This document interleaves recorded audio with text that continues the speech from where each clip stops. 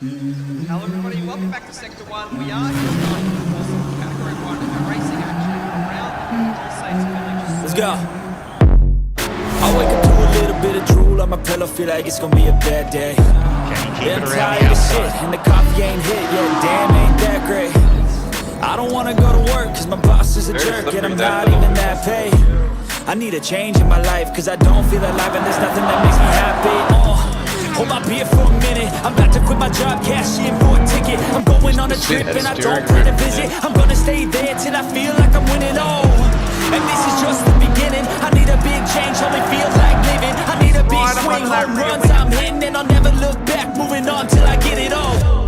And we all got dreams, we all want things. But what you gonna do for it, how you gonna move for it, what you gonna be? And do you believe you can do anything?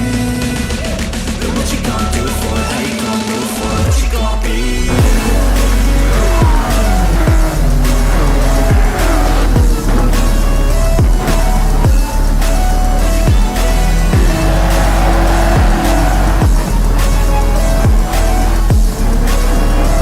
Let's go! Hey! Hello everybody, welcome back to Sector 1. I don't think I was second. Oh my goodness! Geesh went wide. Oh, it's run wide, it goes dead! Oh my! Oh no! No! You can't do that! You see that steering wrist and what that is. Fuzzy is somehow keeping it on the track surface! The spectacular drive, and he will take his first win in the top flight of Sector 1. Hello everybody, welcome back to Sector 1. We are here to kick off the Category 2 season in the S1 Legacy Series. It will be the S1 Supercars for Season 12. We have an action-packed night ahead of us with some Category 2B and Category 2A racing action brought to you by Adelaide Ceramic Coatings and LJ Media. My name is Lenosis, and joining me in the commentary box tonight is Mr. Bumcrack. How are we doing tonight, Mr. Bumcrack? Very well, thanks, mate. Very well. Looking forward to tonight. Yeah, it should be a good night of racing.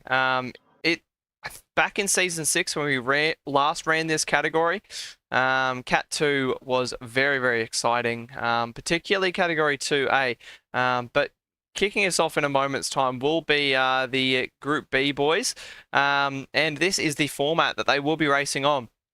So it's going to be a standard round, a 28-lap race till the end, and 29 laps, apologies, yes. Yes, 10-minute qualifying followed by that 29-lap race. 2 times tyre wear, 3 times fuel usage. Refuel rate will be set to 4 litres per second.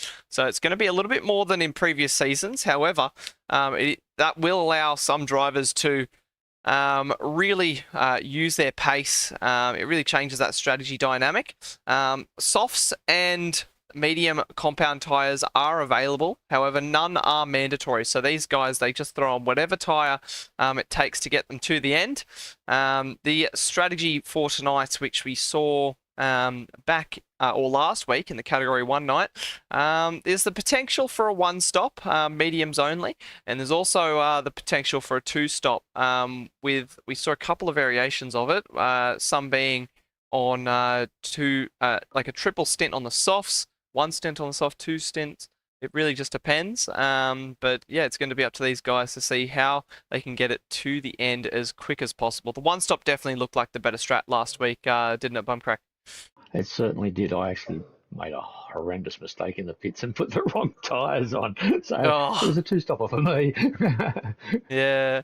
But yeah, it should be a great night of racing, as I've said before. Rain on the cards here at the lovely Dragon Trail Gardens Reverse. It's a bit of a love-hate track. Some people love it, some people hate it. It's got a nice flow if you can find it, but otherwise it can be a little bit harsh, especially on your tyres. But yeah, what do you say we get started for this 10-minute qualifying session for Category 2B? I believe that's a really good idea, and I'll let the boys get themselves sorted and They should all be amassing onto the track now. Sweet. All right, as this qualifying session is about to start, just want to say hello to everybody in the chat this evening. We do have a number of familiar names down there. We've got Aussie Sim Racing in chat, Deborah Fish in chat, Captain Buffett, Rudsy, a couple of new names here too. Nam Yankee in chat, and Grand Turismo. Oh, it's Madrick. Okay, hello everybody. Thanks for joining us tonight. So just looking out on track now, we do have the first few cars making their way onto the circuit. And it is mates in real life. It's Good Doc and Prua, both in the Jag. Different teams, of course. Because behind him, we have the Jamco driver of Bangers and Mash, who is making his Sector 1 main series like full season debut, I should say, as he did fill in for a couple of Teams Points races last season, but here with the big dogs this season, and yeah, he's going at it. As there is a little bit of lag out there tonight, but it's nothing crazy. Oops, apologies. There's the car sound, so I forgot to click the button. But we're back out on track, listening to these lovely V8s. Now, there were a couple of V6 options in throughout the field. Actually, correct me if I'm wrong, is the Lexus a V8 or a V6? I can't remember. I know it's a turbo. I thought it was a V8. It could be. I think... Yeah, the Beamer was a 6, though, wasn't it? I think the Beamer was also an 8. Oh, okay. But I could be wrong. I could be wrong on both of those. Oftentimes I do tend to be, but I don't know. I think I'm more basing that off the noise that they make rather than what actual engine they have. Just because they were the two turbocharged options for the series. However, everyone has gone supercharged V8s for this season. We've only got 3 or 4 manufacturers. Wait. Yes, 4 manufacturers. We've got the Jag, Aston, the Mercedes, and the Corvette. So just behind Archangel on track, we do have Renegade in the Hoon Corp Mercedes. Killer on the Loose just behind him, also in Mercedes, in the Lightning car. Keza just behind him in the Brocchio 5 Sim Racing car, which did enjoy a podium last time out at in category 1A, courtesy of team owner Brocky in his return drive to the main series. Daz just behind him in the Corvette, the Doghouse Corvette. Oh, it sounds great. It goes quick. It's just not the best on tyres and fuel. So I think definitely towards the tail end of the season, when these guys start to figure out a couple of tricks, the Corvette is one to watch. But yeah, definitely. It's quick too. Yeah, it does. Nice livery on that Doghouse car. Just behind him, we have Black Sugar, who, once again, similar to Bangers and Mash, making his step up from the Invitational Series into the main game. He actually drove with you last season, didn't he, Bumcrack, in the Invitational? He did in the Invitational, yes. Yeah, and very interesting to see him step up. Handy driver. Yeah, very handy. Just behind him, we do have Wartime, who is just tucked up under the slipstream there, and he goes to P2. That's a great lap from him. Here's the other Brocky car, number 14 car. As we have a couple more drivers. King Oscar making his Sector 1 return for the first time since Season 5. So he's spent 4 years now on the sidelines. Wow. Actually, I think last time he raced, yeah, it would have been 2022, early 2022 for the King Oscar. End of Season 5, just after the launch of GT7, because we did have one round at... Season 6 that was failed, I believe. Was it? Season 6 was the first season we had on GT7, but last time King Oscar raced was back on GT Sport. So a long time ago. And further down the order, I have lost where I'm looking because the times have rolled in, but Malevolent 1 He makes his way out on track for Thunder Motorsports this evening. But the story at the moment is Daz in the Corvette on top with a 33.7. To put things into perspective here, the Div 1 Category 1A pole time was a 33.6, I believe. Oh no, actually, I think Jeesh blew us out of the water, but... Yeah, 32 something, I believe. But my lap was a 32.6, no. But yeah, so Daz is going to peel into the pits. The tyre wear on the softs is massive at this track, especially through that tough sweeper that finishes off the lap. And it really does a number on your tyres. The softs normally last about 9 or 10 laps, but you're going to be seeing the majority of that wear over the first couple of laps. So you're going to feel a massive grip drop quite amazing how much they actually drop now. The first 2 laps, they're on point. You can get some great times out of them, but then they just fall off the edge. Yeah, exactly. Just like we saw with Category 1, I don't think we'll be seeing any back-to-back qualifying laps. So you can see Killer and I think it's Renegade just in front of him doing a slow lap back to the pits. But yeah, some of these guys, they've peeled into the pits. They're on their way back out again. Good Doc P5. That's a pretty decent lap from her. 35 flat. I think he'll be fairly happy with that one. Wartime P2 on his first time round. Killer P3.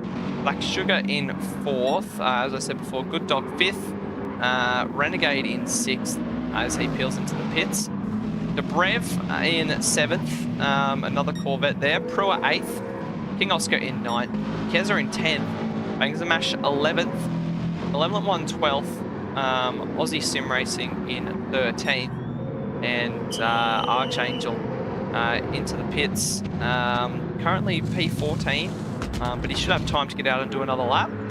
As we'll just right on board with Daz as he begins what's probably going to be his final flying lap of this session. Let's see what he can pull out the bag. Dare I say, could we see a 32? That would be incredible if we could. But really putting the Category 1 guys into their place if he does. Round the first couple of turns, it's a double apex hairpin-esque corner. You sort of round it off into one corner and he nails that.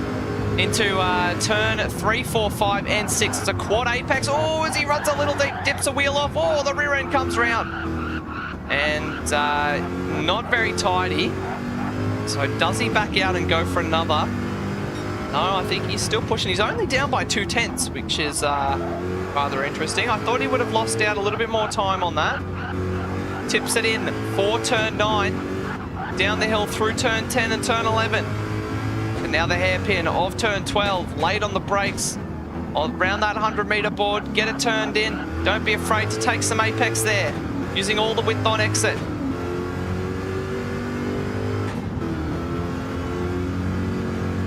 And across the timing line. He's down by half a second, so I don't think we're going to see any improvements from Daz here. Just behind him, there is Wartime. Wartime's down by half a second too. Do we see any improvements? Black Sugar, not too sure how he's going for time. Brewer does improve his time to a 35.3.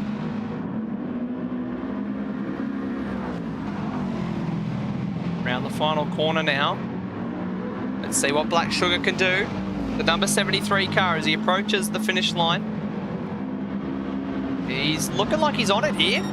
Oh, and a P2. That's a good lap. Nice. Improvement by 8.5 tenths to put himself on the front row of the grid. But I'd say his tyres are a little bit cooked there.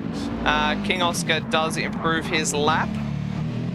As Kill on the loose at the hairpin now. Is he going to improve?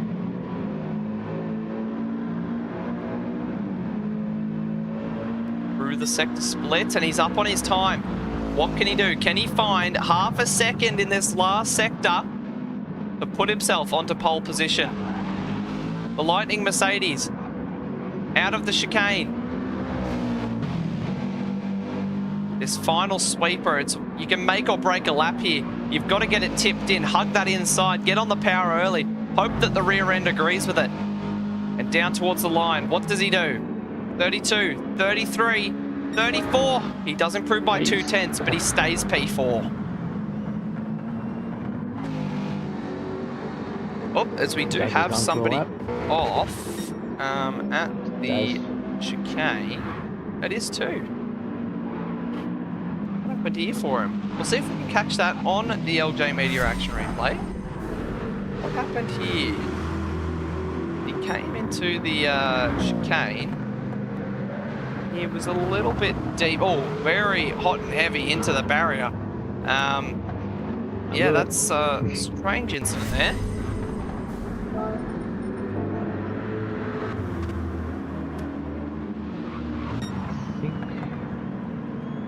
think that's pretty much everyone done. It's starting to look that way. Yeah, not an exciting end to the session, but we did sort of expect it, considering that the tie drop off. Oh, as we say that, Aussie Sim Racing does improve his time, gets himself into P6, 2,000ths ahead of Renegade there. So that might be the last time that we see. Killed on the loose. He is still on a lap, but is he up on his time? It's going to be tight here, actually. He's still pushing. Around the final corner.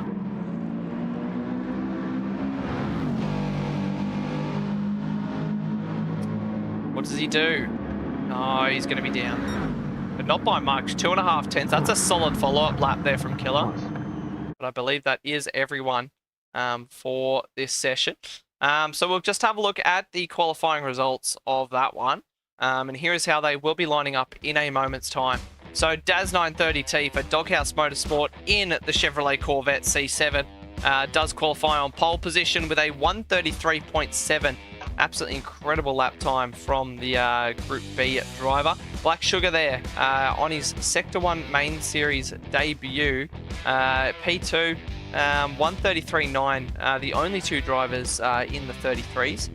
Wartime in 3rd. Kill on the Loose joins him on the 2nd row of the grid there in 4th. The Good Doc 5th, followed by Aussie Sim Racing in 6th with some late session heroics to get himself up the grid. Renegade in 7th with Dobrev there just behind in 8th. Keza 9th, Prua 10th, who got shuffled down a couple of positions late on in that one. King Oscar in 11th, Bangers and Mash 12th, Malevolent 1 13th, and Archangel will be starting from the rear of the grid. So, what's your prediction for what we're about to watch the next 29 laps here, Bumcrack? Well, I'm actually, I mean, Daz has got to be the favourite here, but Black Sugar put a pretty good effort in there to stay in the 33s. Holy dooly. Once they're on medium tyres, it'll make a bit of a difference to them all, but yeah, I think Daz is still going to take the favourite. Yeah, I mean, that's just a very strong showing.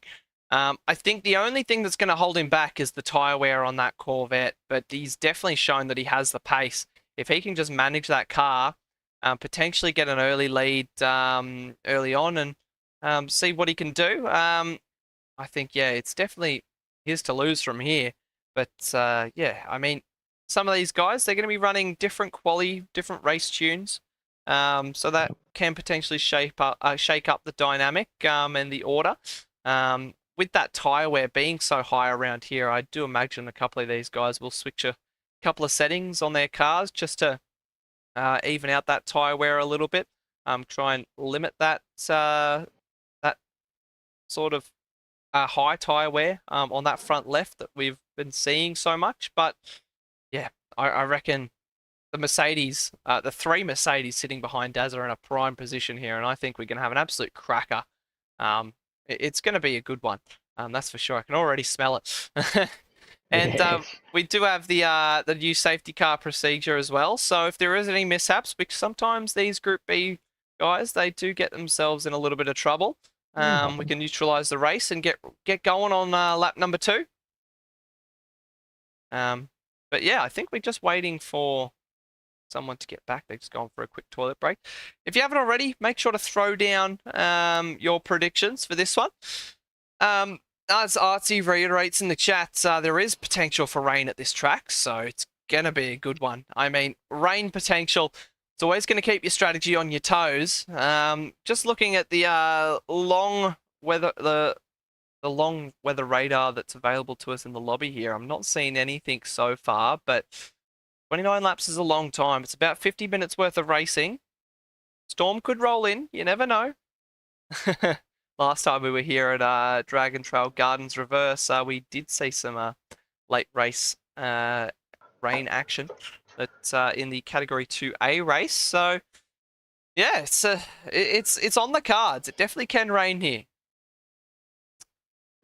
All right. So, what do you say we go racing here, Bumcrack? I believe we can do that right now. Oh, I'm excited for this one. I think it's going to be a cracking good race. As the two predictions we've seen in chat at the moment are the exact same. As Deborah's popped in one as well. Daz, Wartime Killer for both Greg's and The Stranger for their top three predictions. The trifecta. All three. Whereas, Deborah, Deborah has said Daz, Wartime and Black Sugar for the podium. Oh, so she has too, yep. Wow. And we are racing here. Oh, as Daz has missed a start. Oh, no. Oh, no. As they barrel down towards the first turn, as the order's shaken up already, and they head through the first few turns as we have a little bit of a blue flag glitch here by the looks of things, but they carry on. And Wartime's into the lead of the race here. Wow. Everyone's on and doing all right.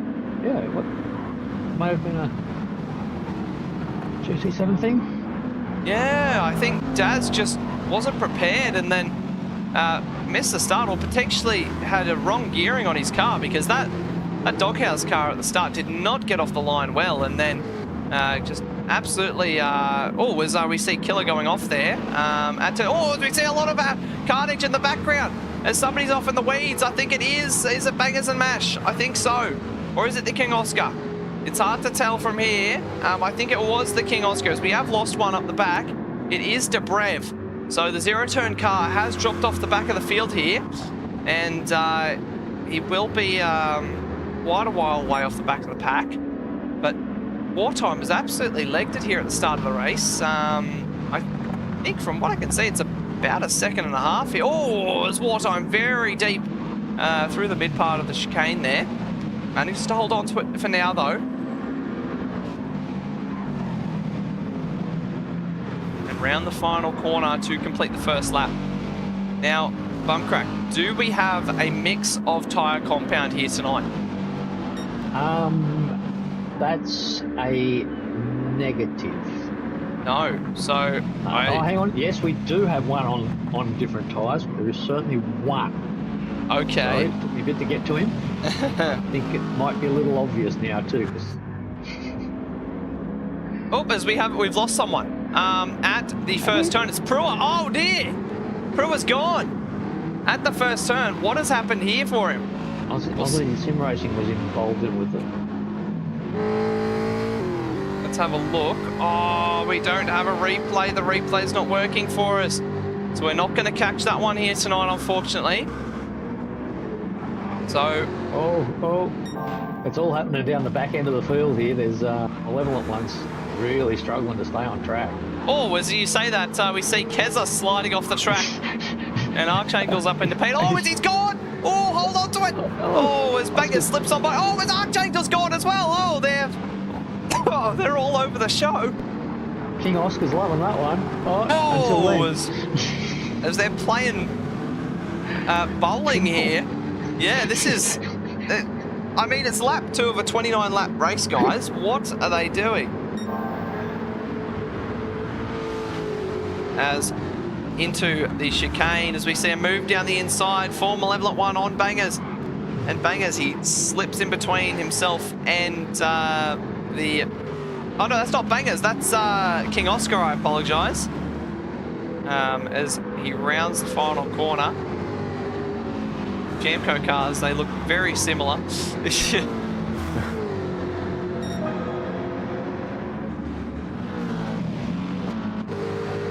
As we see Malevolent One thinking of a move down the inside of Archangel. Archangel runs himself deep, and he is going to slip on by. King Oscar can't follow through.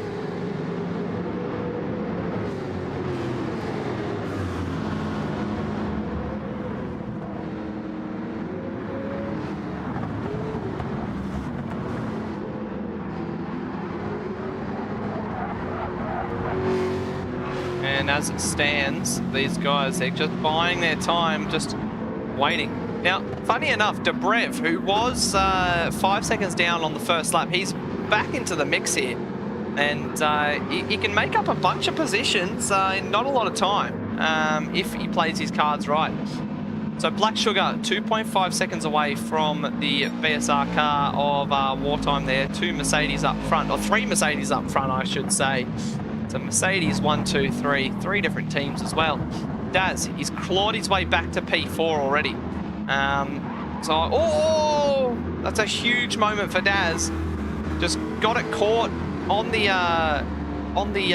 sausage curb, sticking out in the middle of that corner of the chicane, and almost looped it, but he keeps it pointed the right way. He's bringing Good Doc along with him in the slipstream in the Jag. Renegade with a bit of no man's land, as well as Bangers, who finds himself 3 seconds front and back. Level at 1. He has 1.7 ahead of King Oscar now. As these guys, is Dobrev going to throw it down the inside into the first turn? King Oscar deep under brakes, barely keeps the wheel on track. They're door to door, Dobrev and King Oscar. And it's going to be a drag race down towards the quad apex left-hander. And I think King Oscar's just got a better exit here, as he holds the lead over Dobrev into the quad apex. He's going to hold P9 for now, as we see Keza waiting in the wings, wanting to get by as well. These Group 4 cars, we've slapped superchargers in them. So much more power than they were ever intended to handle. Not Mark Gero. These things are an absolute blast to drive, but they do bite you. They are fun. As Dobrev and King Oscar still battling. Removing that balance of performance off them really lightened them up. Yep, that's for sure.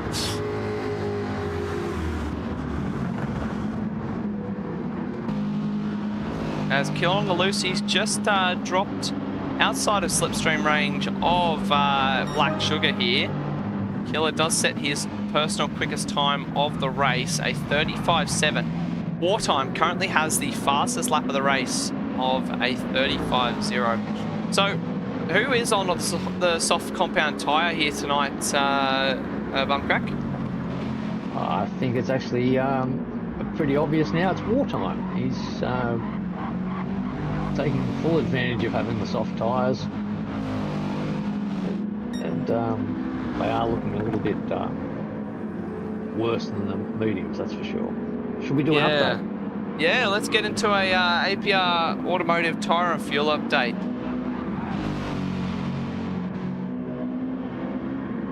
All right, what can you tell us, Bumcrack?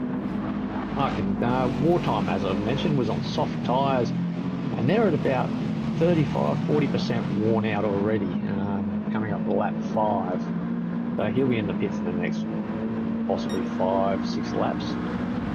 Black Sugar on the mediums, he's actually at maybe 10% worn at 74% fuel. Killer on the Loose, same fuel, same tyres. In fact, this is probably going to be a little bit early-ish for this, because Daz had a little bit more fuel savings, lost it. Oh yeah, he's just Renegade's lost the position from Good Doc there. Yeah, Renegade's tyres are looking a little bit worn more than the others. Bangers and Mash. Oh, sorry, I didn't see Bangers and Mash. He's on soft tyres. Ah, wow, missed that. They're about 45, nearly 50% worn, so he's going to be in trouble very soon. Level at 1 with holding a penalty. His tyres are looking very sad. I think it's the amount of time he's spun off the track that might have worn those out. Keza looking really nice on his tyres, not so bad on his fuel. Dobrev a little bit worse than most on his medium tyres, and probably about the same fuel. King Oscar, yeah, not as great as the best, but not as bad as the worst on his tyres. Pruski looking a little bit sad on the tyres, getting down towards the bottom of the field. Archangel is looking probably the worst of the worst for medium tyres. Fuel about the same. Aussie Sim Racing looks really good on medium. Really good on fuel too, actually. So yeah, rounds them out. Thanks for that, Bumpcrack. That is the APR Automotive Tyre and Fuel update. With APR Automotive, you are in safe hands. But yeah, we resume the racing action.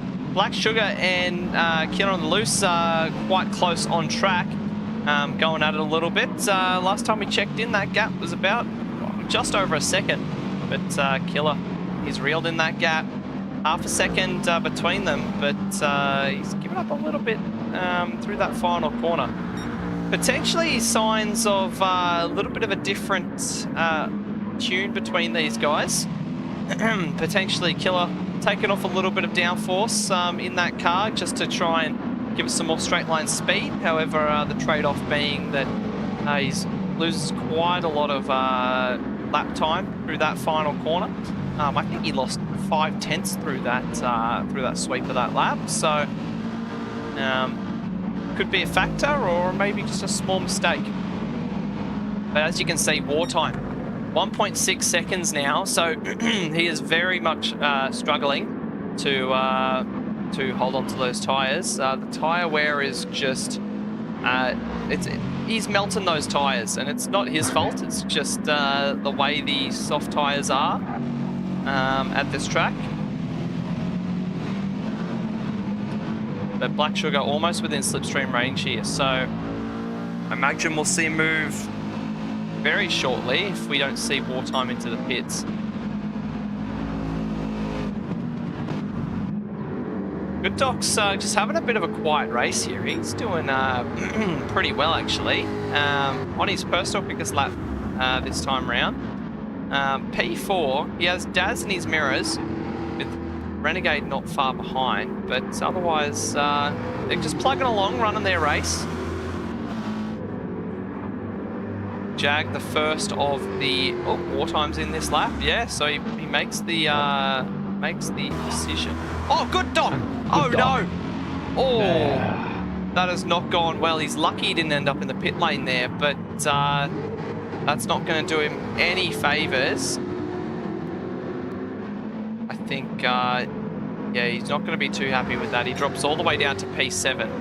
So, first of these soft tyre runners, or the only soft tyre runner on track at the moment, Bangers and Mash. How's he looking for tyres, Bubcrack? Where is he? Where's Bangers?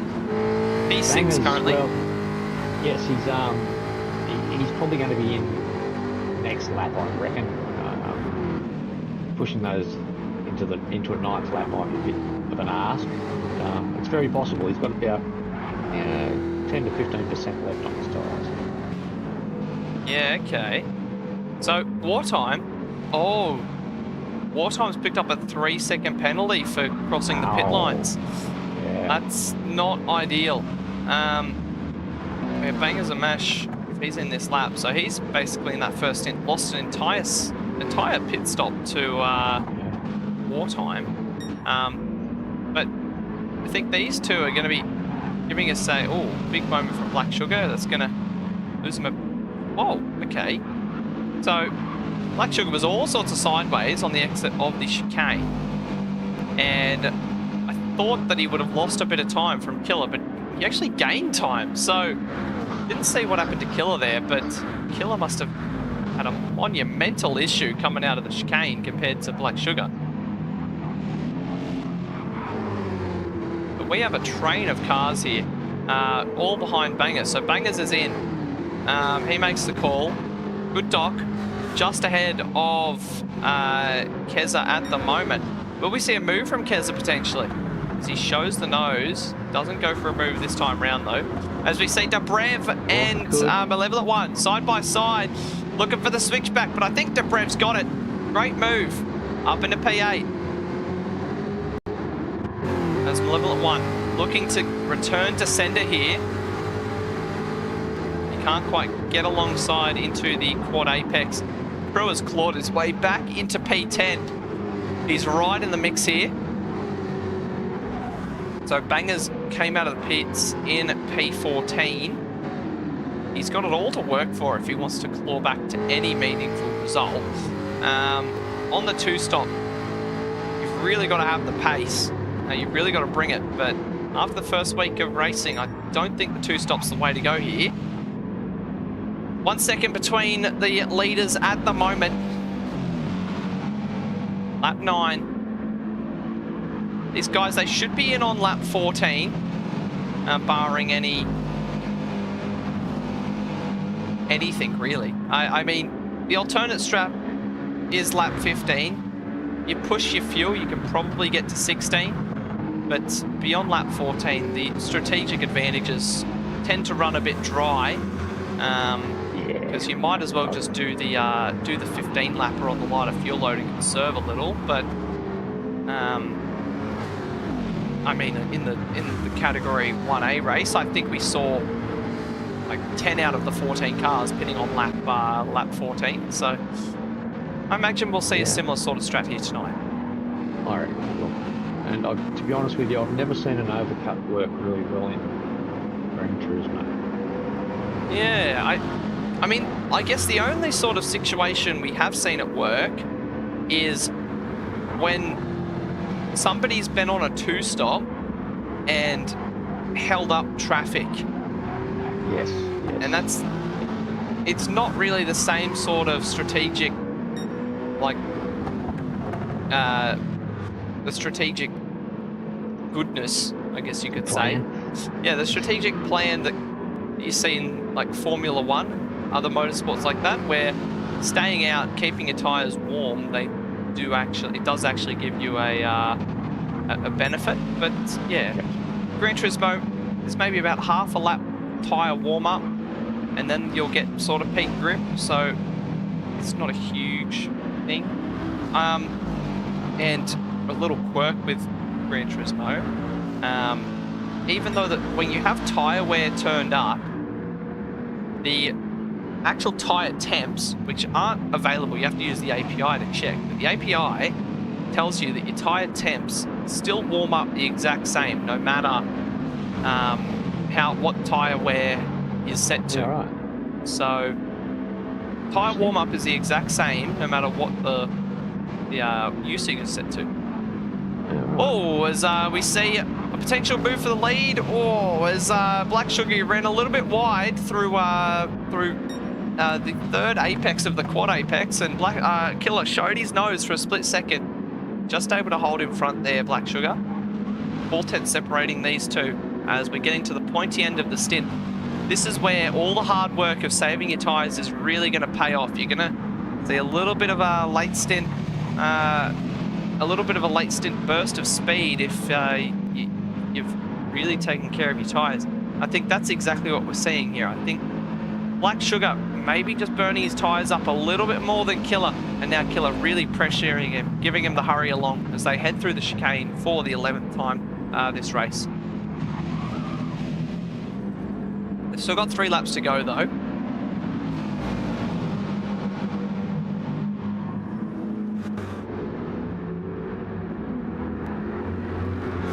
As Daz currently holding onto P3 at the moment. He's had a bit of a quiet race. Started to tag onto the back of Good Doc for a little bit there, and then Good Doc bit the curb, which isn't great, but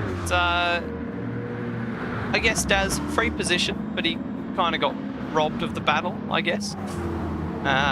Good Doc, P6 with Keza just behind. These guys, they are still battling it out. Let's see if we see a move from Keza this time. He shows the nose. Oh, that is a move for the lead, yeah. A bit wide. Yeah, that's what happened last lap. Black Sugar, a little bit wide, and Killer just slipped down the inside, gets that move done. And back down to, the situation's changed a little bit here as we saw a move from Keza, and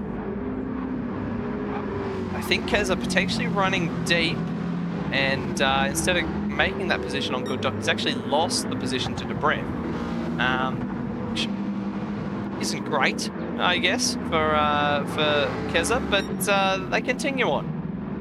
Well, these three have been harassing each other all race. They have. Slightly watching this behind the scenes, it's very fun. Yeah. As Keza and Dobrev made mistakes early on, they were clawing their way through the field, and now they're in rather respectable positions. As Bangers gets himself up into P13, he manages to overtake Archangel, but he is 10 seconds down on Malevolent One, who finds himself in P12.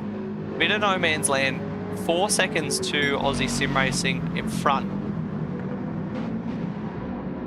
Aussie Sim Racing, P11. Bit of a quiet race. Bit of intensity around that in the early stages, but the race has settled down a bit now, and he may be finding his rhythm. As we see, oh, Dobrev a little bit wide. As Wartime, he's chasing down Renegade. So what tyres did Wartime and Bangers put on their cars? Wartime's back on his softs, and Bangers, well, he's gone to the mediums. He's thought better of it. So it makes me think, what sort of strategy is Wartime doing? Is he doing a double soft medium? Because he only did 7 laps in that opening stint on the softs. That's correct, and his tyres, well, I mean, they're about 60% worn at the moment.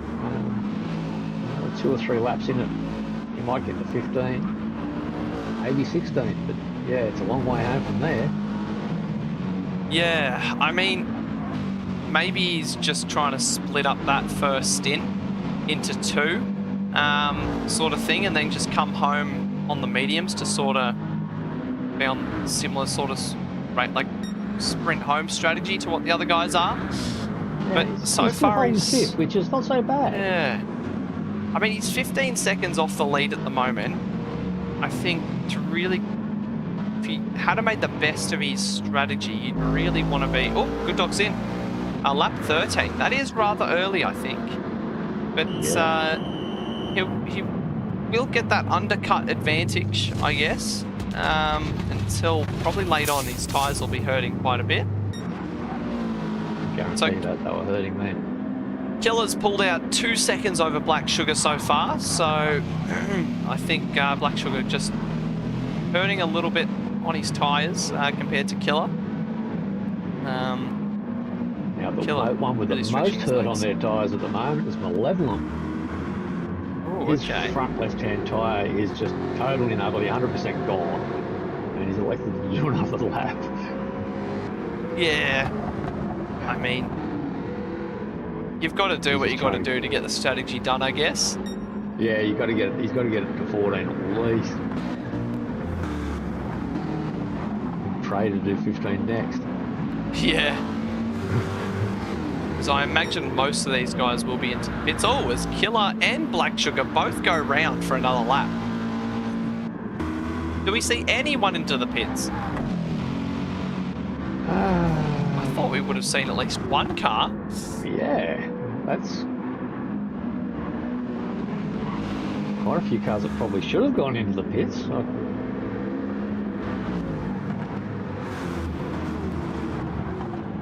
Killer, Keza, sorry, he goes round. This time round. Is Prusky coming in? No.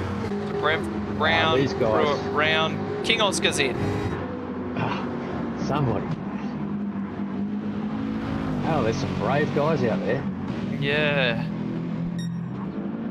Because I really think the toss-up is going to be whether that 15th lap in this stint is going to be better than your 15th lap in the second stint, you know? Yeah.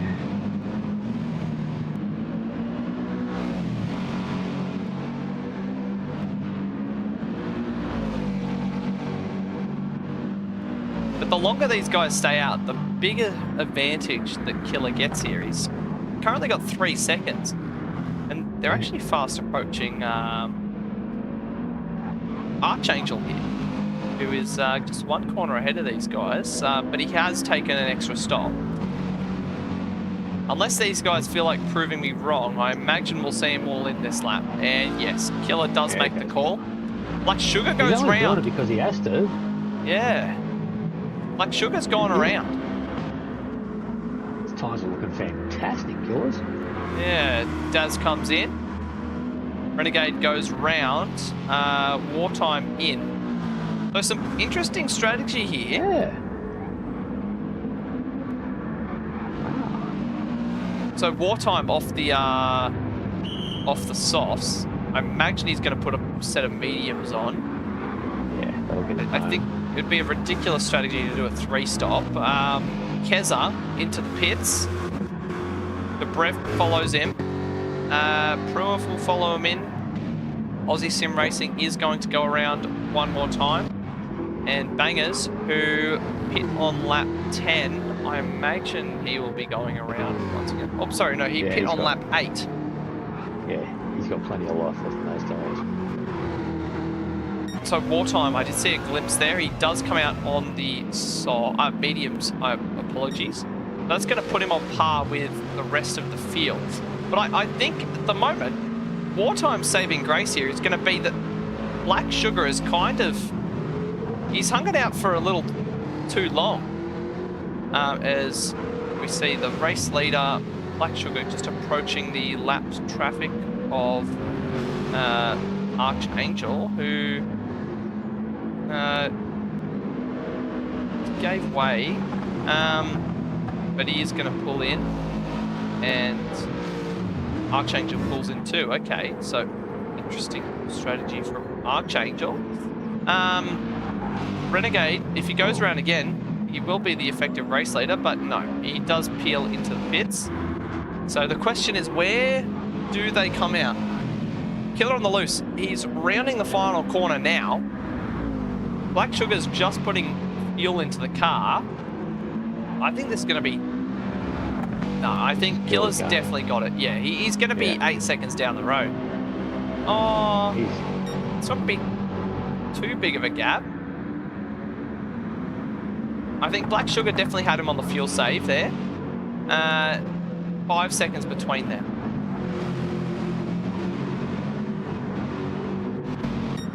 So Daz up to 3rd. Aussie Sim Racing, he is yet to pit. And it's lap 17 now. He's just going it. And his lap times aren't that bad, to be honest. Is he potentially looking at a soft run home? I mean, he's come this far. You might as well just throw on a soft and call it a day.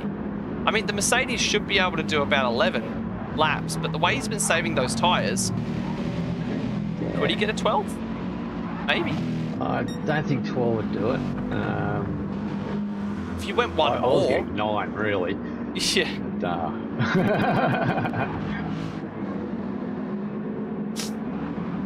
We'll have to wait and see. But, Killer on the loose. 6 seconds to the good at the moment. So after the pit stops have settled, he's doubled his advantage.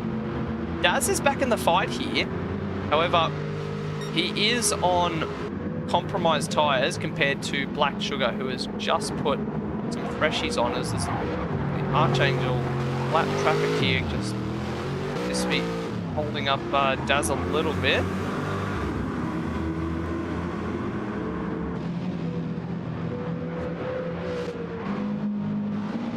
From here on out, I think Wartime, he's got to get ahead of Renegade, who is also on fairly fresh rubber. I think it's really just going to be how far he can claw it back, to be honest.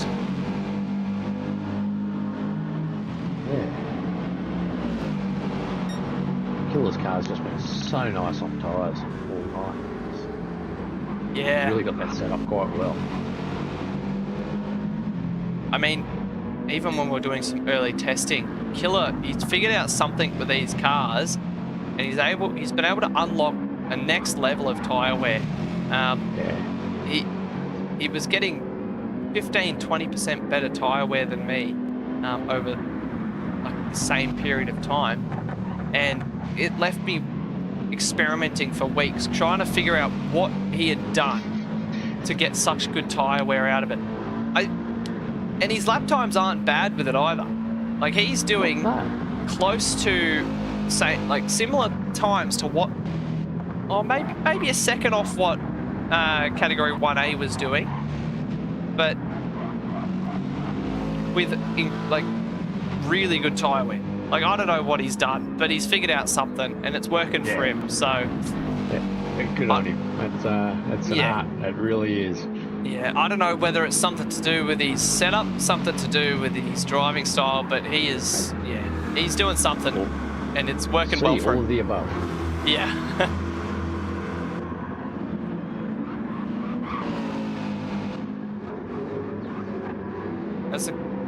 I think, Banger's hit on the last lap.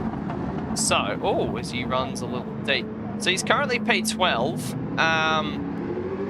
He's got... Is he on the mediums now? No.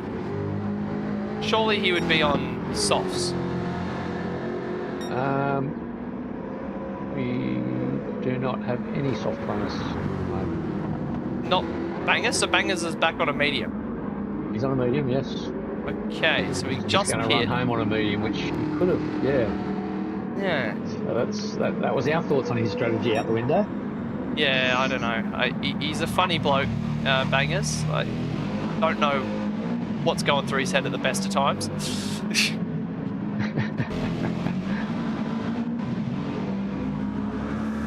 So, the gap between the two front runners at the moment is sort of stagnating at that 6-second mark.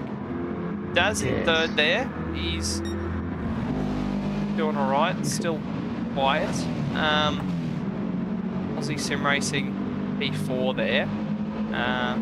Renegade 5th.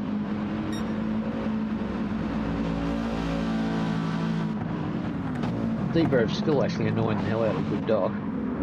Yeah. So, Good Doc's got himself into a nice P7 here at the moment. Yeah. Rua's dropped back really down consistent.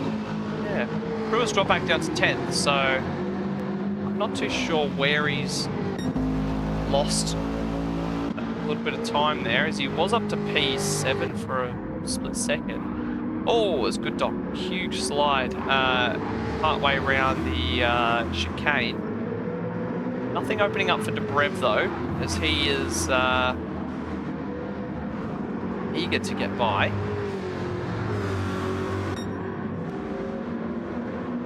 His wartime is on the back of Renegade, with 1 second separating these guys.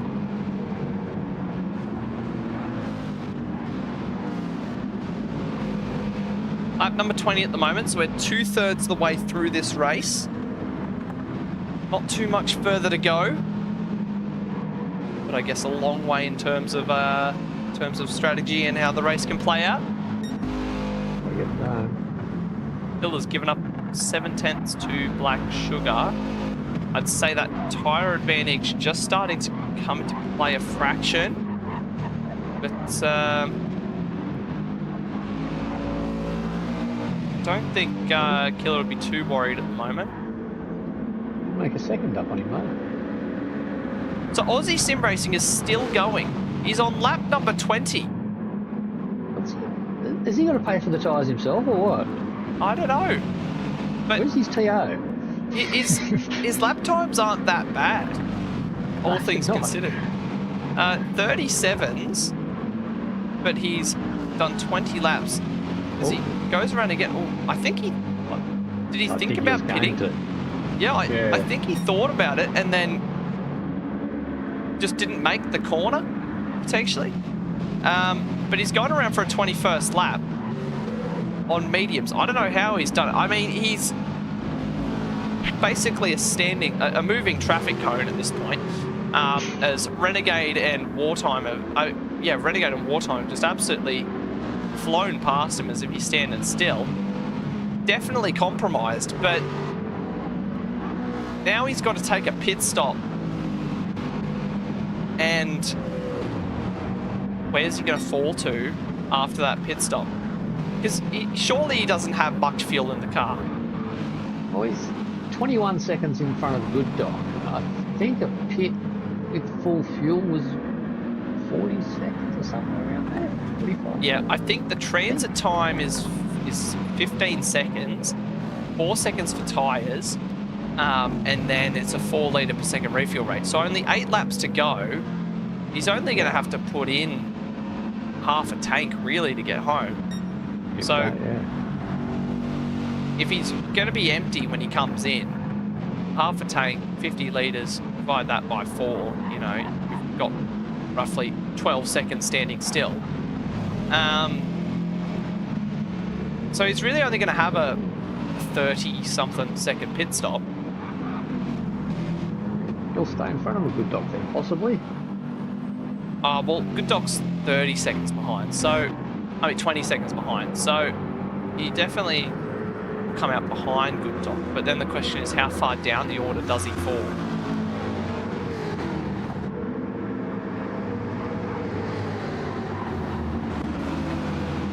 Finally got the GPS to work and found his way to the pits. Yeah. So he's going to be behind this massive pack of cars that is rear-ended by King Osk. So yeah, Aussie Sim Racing, he's jumped on the softs and he's come out behind. So they're going to be on compromised medium tyres. He's on a fresh set of softs. I reckon he could come back to almost a P7 here, maybe even a P6 if the cards fall right. As Good Dog and Debrev, they're struggling. I mean, at this point of the race, he's on the right tyre at the right time. I think that's the big story here. Where is Aussie Sim Racing going to end up when the dust settles? Bangers and Mash is nowhere behind, 13.5 seconds. Situation up front, Kid on the loose, 4.5 seconds to Black Sugar. He is pushing Black Sugar, and because he stayed out that extra couple of laps, he's got the tyre advantage. He doesn't need to worry about him. He can basically just throw him away. Daz plugging along. He's 5 seconds behind Black Sugar. Renegade and Wartime is going to be a hot battle to watch. But Good Dog, can he hold on to P6? I think after the race that he's had, a P6 would be a tremendous result. Rounding the final corner. Oh, somebody spun. Oh, it's Wartime. No, who is it? Oh, it's Archangel. Okay. Oh, I thought for a second there that Wartime had spun it, but luckily for the BSR driver, it was not him. Archangel just letting through that battle pack. Back up front, 4.2 between Killer. Slowly bringing it in. Yeah.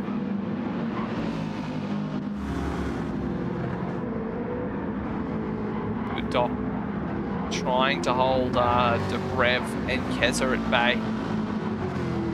As Aussie Sim Racing, he's already back into the mix here. He's only 2 seconds behind King Oscar. Oh, as Archangel has disconnected from the room, which is rather unfortunate.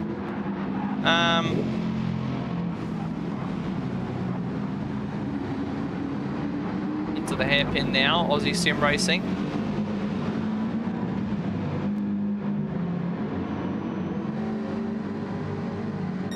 Yeah, this massive battle pack, I think if the softs hold on, he's just going to rip right through them, as there's not a lot of... I don't think these guys are going to leave much rubber left on the table at the end of this.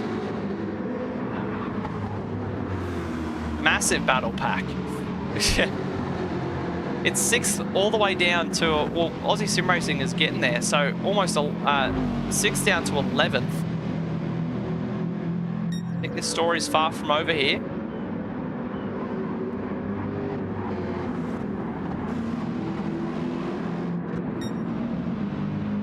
3.8 seconds. Killer just managing that gap He's given up 2.5 seconds of his advantage, but he just has to nurse those tyres home, I think.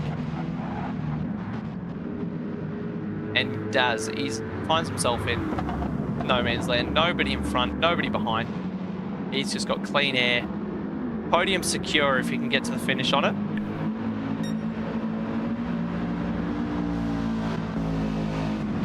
More time just closing up to the back of Renegade. Oh, it was a big mistake from Renegade. You could see him move on here.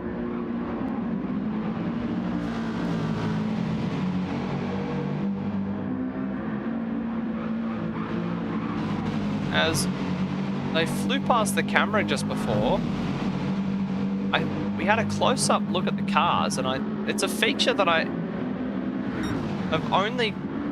It's new to the game, but if you have a close look, I think it came out in the last update, if you have a close look at the cars as they buzz by the camera, you can see some dirt and grime on the cars as they fly by. Particularly on Wartime's car here. Which is a nice little detail. Excellent.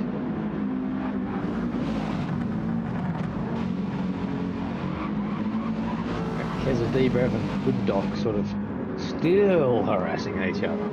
Yeah. All race have been not let each other go. Good Doc, all sorts of sideways. He's held the pressure of the barrel.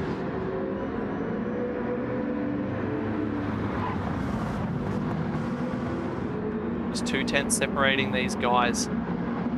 It's a very tense part of the race. You don't want to go too early and leave yourself compromised. You've just got to buy your time and then pounce at the last moment. Oh, as I say that, Keza, a little bit of contact between him and Dobrev. That gives Good Doc a little bit of breathing room.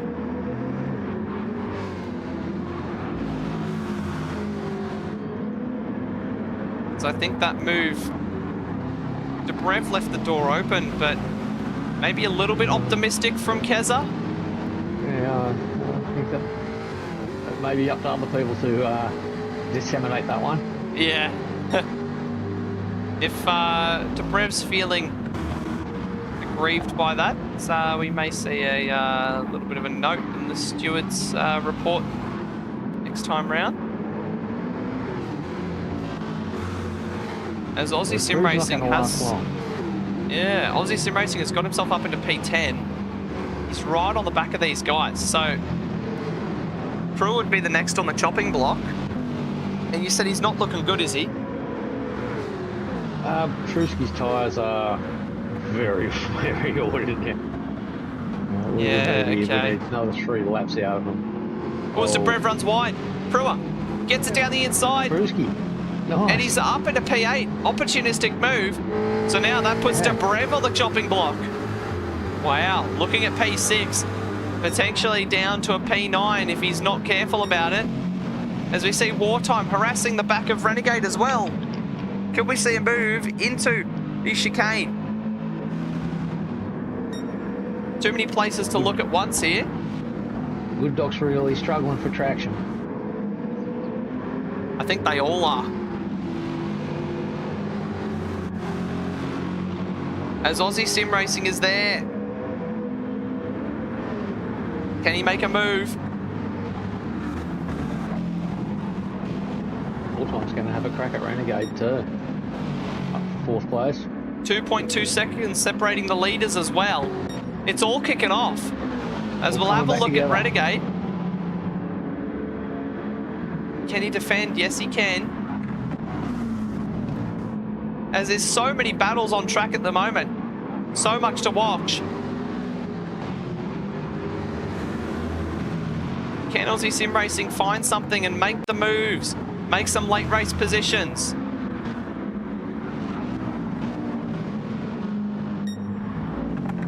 2.6 seconds. So Black Sugar's made a mistake somewhere.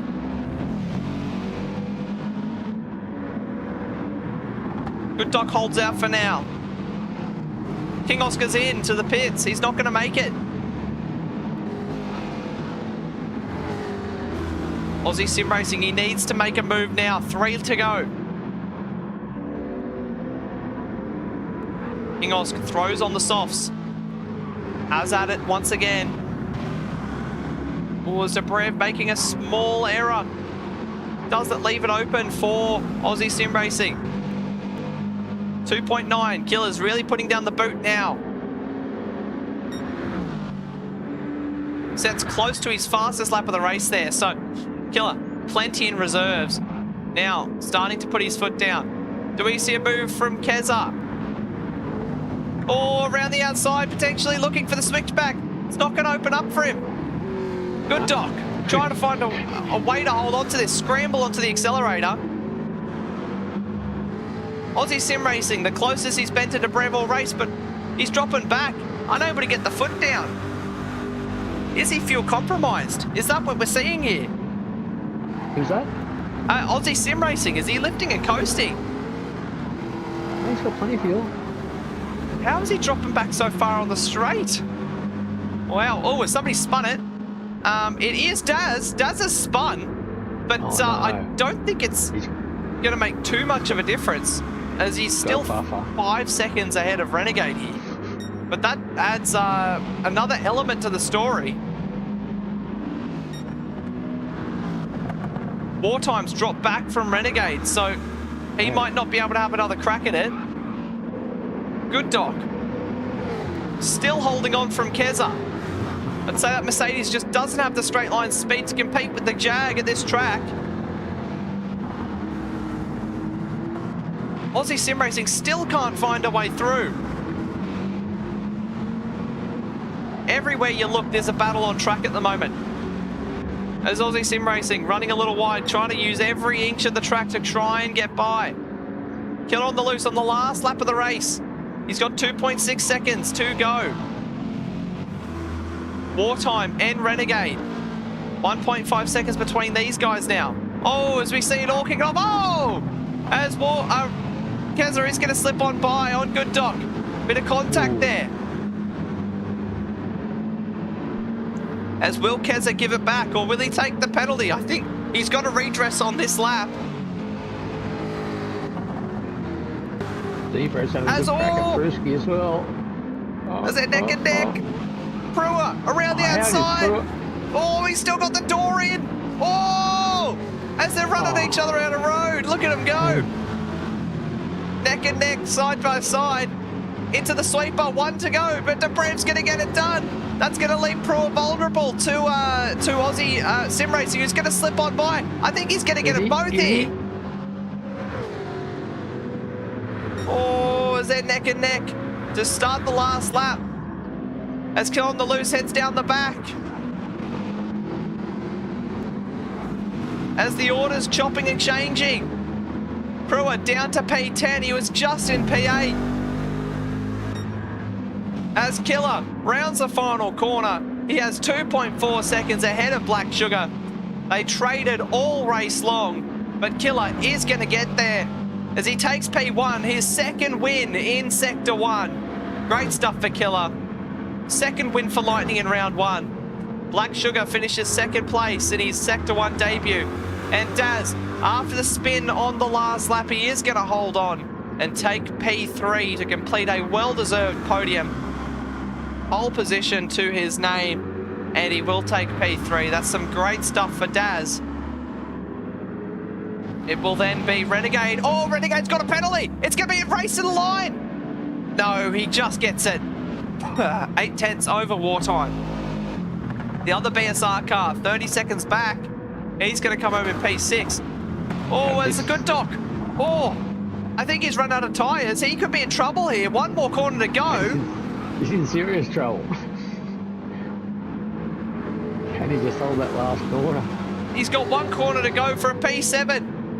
As they're all, as Aussie Sim Racing down the inside of Dobrev. Is he going to get a both? Keza finishes P6. Aussie Sim Racing up at a P7. Door to door. He gets it. Dobrev P9. Brewer 10. King Oscar in 11th here. And it will be Bangers in P12. Never really got going here tonight, but last of the finishers this evening.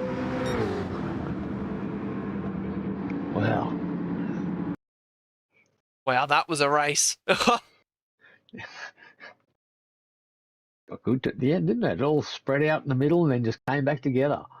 Yeah, they were just waiting till the end, and then everything kicked off all at the same time. That's what you want, converging strategies, all culminating at the end there. But here's the race results for tonight. Kill on the Loose P1, Black Sugar P2, Daz 3rd, Renegade 4th, Wartime in 5th, Keza 6th, Aussie Sim Racing 7th, Good Doc in 8th, we have Debrev 9th, Prua 10th, King Oscar 11th, Bangers and Mash 12th, then we have Malevolent 1, a lap down, and Archangel, the DNF, the sole DNF for this evening. So, who's your driver of the day, Bumcrack? I'm actually going to go with the Good Doc, to be honest. He had a really good, solid race considering how much pressure he was put under. Yeah, Good Doc's a good pick. I think he was in that battle pack the entire way. He did everything right. Had a little bit of an incident at the end there, which I don't think was his fault, and ran out of tyres a lap early. Yeah, I mean, it was a good effort from Good Doc. Yeah. Great race. He's done a great job there. I think my drive of the day, I'm going to give it to Aussie Sim Racing, because alternate strat, yeah. 21 laps on the mediums and then 8 laps home on the softs, and at the last moment made the moves count up into P7 at the final corner. That's going to be my drive of the day, Aussie Sim Racing. Nice. Yeah, I could agree with that. Yeah. I think a couple of drive of the day votes in chat. We've got Killer and Daz. Yeah, I mean, they're great mentions as well. We didn't give too much TV time to the front runners tonight. It was a little bit spread out, but there was still a narrative to it. And Killer, well-deserved win. He didn't start in on the front row, but he made it count, made the moves where he needed to, used strategy to his advantage, and came out on top. So, yeah, very respectable race for Killer. I think he's done a good job there. And Daz started on pole. I don't know what happened at the start, whether he missed the start or just didn't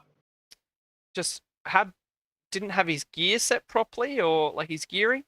But yeah, just struggled to get off the line and was down to P6 before the first turn. So, yeah. And Wartime with the alternative strategy as well. He started on softs, didn't he?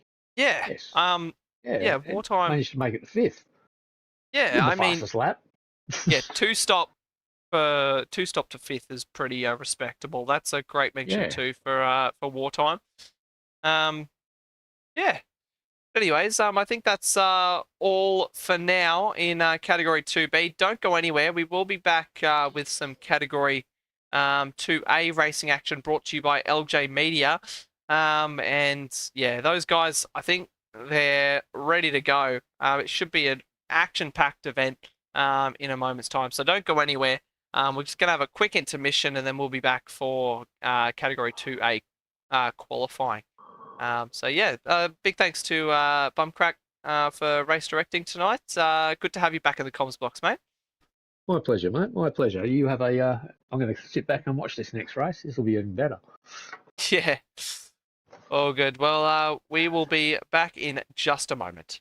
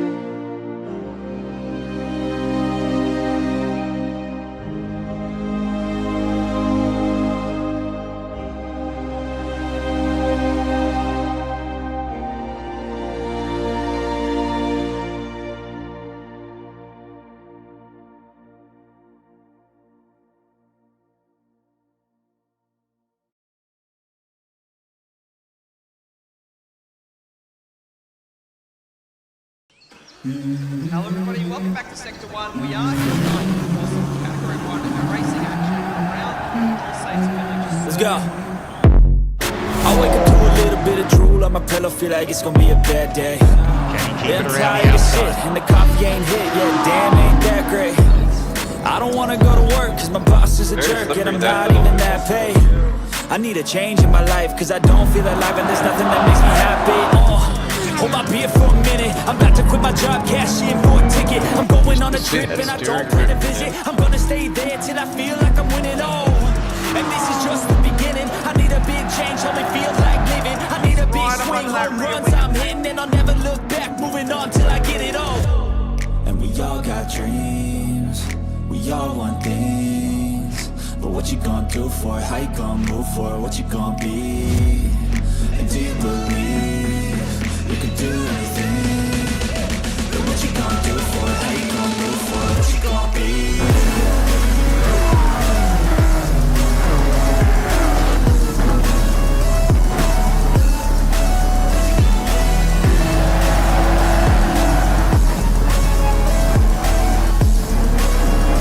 Let's go! Hey! Hello everybody, welcome back to Sector 1. He goes, oh my goodness! Geesh went wide. Oh, he's run wide, it goes down! Oh my! Oh no! No! You can't do that! Fuzzy is somehow keeping it on the track surface. It's a spectacular drive, and he will take his first win in the top flight of Sector 1. Hello, everybody. We are back, and we are about to go qualifying for Category 2A. My name is Lenosis once again, and joining me in the commentary box is your Category 2A race director. It is everybody's favourite baked good. It is Muffin. How are we doing tonight, Muffin? Absolutely sensational there. Luscious Lenosis. Good afternoon, good evening, everyone at home watching from Australia, New Zealand, and beyond. We are back once again with what is arguably the most entertaining division in our Sector 1 Championship here, Category 2A, formerly known as Division 3. Round 1 here at Drag Control University. We've just seen Div 4/Cat 2B just a second ago, and let me tell you, if you reckon that race was good, you're in for a show now. Yeah, that's for sure.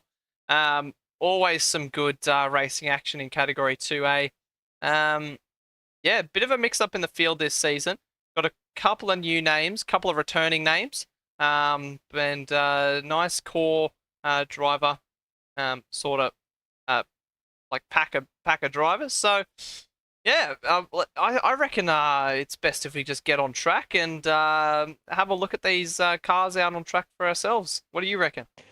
That sounds like an absolutely marvellous idea, mate. Best one you've had all night. So I got this button here, which is a nice purple and yellow zero-turn colour scheme button here. Give her a good quick press and send these guys underway for their 10-minute qualifying session. Sweet as. Thank you very much, Muffin. But yeah, last race in Category 2B, we saw a couple of Muffin-esque strategies. What are your thoughts on that, Muff? You reckon we can see some here in 2A? I think it's definitely possible. Depending on how people have set up their cars, where they've got more weight on the nose of it, where the engineers, those front tyres are going to sort of pop a beat very quickly, especially that front left, which will mean that they won't be able to make the tyres last to the near halfway mark around about that lap 13, lap 15 points. So really, anything's possible depending on the tune they've set up, but I think after the events of the Cat 1 guys last week, I'll not be surprised if some of the guys here have tuned to be a bit more on the nose so the rear slides more and take a bit of that pressure off the front of the car. Well, the problem that I found was that, especially in the Jag, if you set it up to be on the nose, it actually makes your tyre wear a lot worse. And even though I'm using less steering angle, it's just that extra weight through the front of the car that's just causing more tyre wear. So, yeah, I think, I don't know, maybe some of these guys have figured out something killer-esque that's like something that he figured out with his tyres. But yeah, we'll just have to wait and see how things play out here tonight. That's a very good idea. And what we can do is we either keep theorising or we can have a run through of our Cat 2A grid here on track right now. Yeah, you want to take it away, Muff? Oh, with absolute pleasure. Leading the charge so far up front, we have Madrick for Black Rose Racing, the first of our Jags in the field there. Currently going through the last little chicane. In behind that, your teammate Lenosis in Carbon Boy for APR Motorsport there in the Pepsi Max inspired livery, orange wheels as per usual. Stranger in P3 currently in the first of our Corvettes with a Red Bull S livery, currently going through the last corner as we speak, but stay hot lap there for Dockhouse Motorsport. Laminator in P4 currently for Lightning Motorsport. God, I lost my train of thought for a second there. In the first of our Mercedes, nice little Merlin sponsorship on the side. Regs for Hyperdrive. I think Hyperdrive. Sim Sports here currently in the Aston Martin, which is the only team running the Aston Martin this season, so keen to see how they fare compared to the rest of the group. Pyro Racing, one of our debutants, I believe, for Thunder Esports in another one of our Jags in the field. Just in behind him, we have Rudsey. Yep, sorry, go on. I've cut your nose off there, have I? Jag. Yes. I was going to try and do an impression of that. Yeah, okay, carry on, that's alright. Rudsey in P7 there, second of our Black Rose cars, currently going through the first sector split there with a 33.5. In behind that, another Corvette in the form of the Banker from Dadson Racing there, a nice Bacchus Brewery sponsorship and like a 2021-2022 Walkinshaw inspired sort of leather design on the car. The Boss for Blacklight in the Jag. Going in P9, they're currently going to the sort of back straight there to the last chicane. P10 currently Black Project RX7 for Kraken Esports there. First driver and last only driver currently in Div Cat 2A, I believe. For Kraken, actually no, it's not. There's no one coming up. We'll get to that. In behind that, another Merc in the form of Hose for Unicorp Esports, going through a last chicane there. Gets a little bit wide, but manages to correct it all just fine. Super Fun Happy, the second of the Kraken Esports cars. I did tell you another one in the lobby. Coming around the last corner now, and just so I can get through the grid quickly, last one on the road is currently VF for Doghouse Racing. Another one of the Corvettes, about to finish his lap as we speak. Thank you for that, Muffin. So currently the fastest driver on track is Rudzi with a 33.8. The Stranger just behind with a 34 flat. VF 34.1. Pirate 34.1 just behind. And also the Banker 34.1. So tight margins are P3 down to P6. And then Carbon Boy slots into P6 just behind. But yeah, Rudzi in the Jerk is right up front, 33.8. Now, interesting enough, that would have only put him P2 in Cat 2B. Very interesting there, really. That Rudzi with 33.8 would have put him, what would have been P11, P12 in Cat 1A. So it would have been very far, like, well, I wouldn't say very far up the grid, but definitely a lot closer than what you'd normally expect. Hey, Muff. Character driver, yeah. What was your qualifying time in Oh, in mine Cat was 1A? about, mine was like a 33.4. According to the stream, was actually a 37, but there's a long story behind that.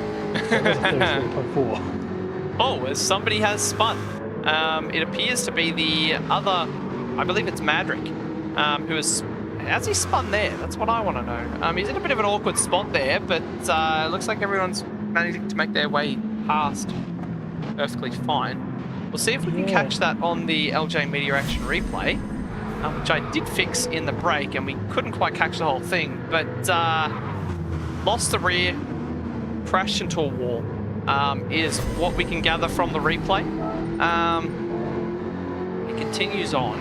I imagine most people will be into the pits. Rudzi's gone around again. So's the Stranger. A couple have. Half the field's come in. BFP3, he'll be very happy with that. Very tight margins here. 34-0, 34-1, 34-1, 34-1.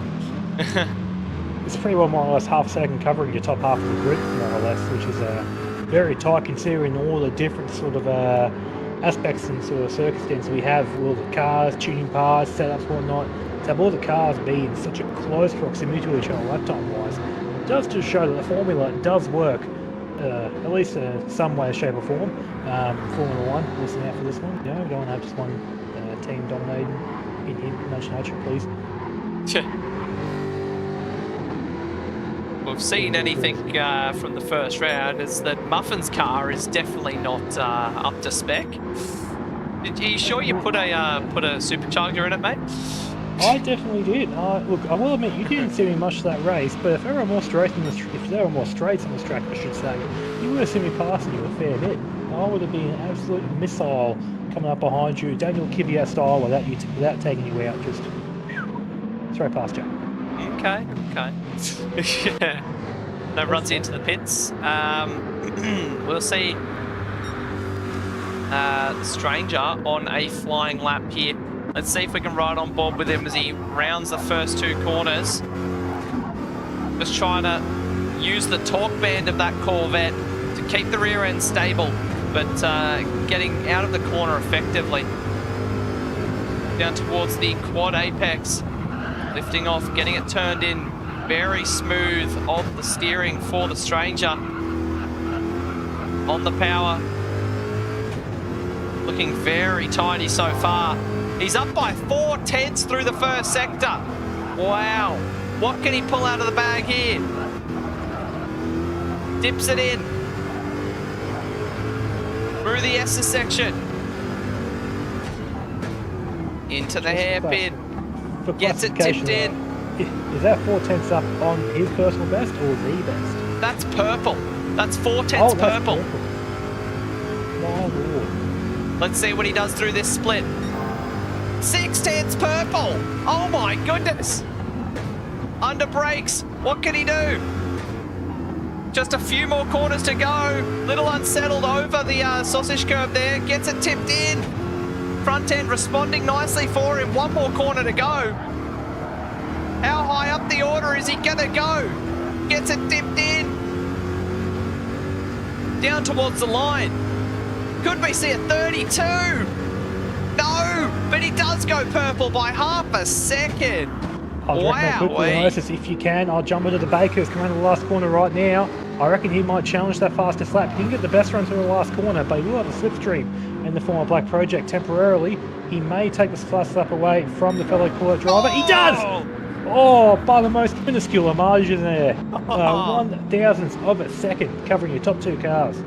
100th of a second between the brothers. Look at them go.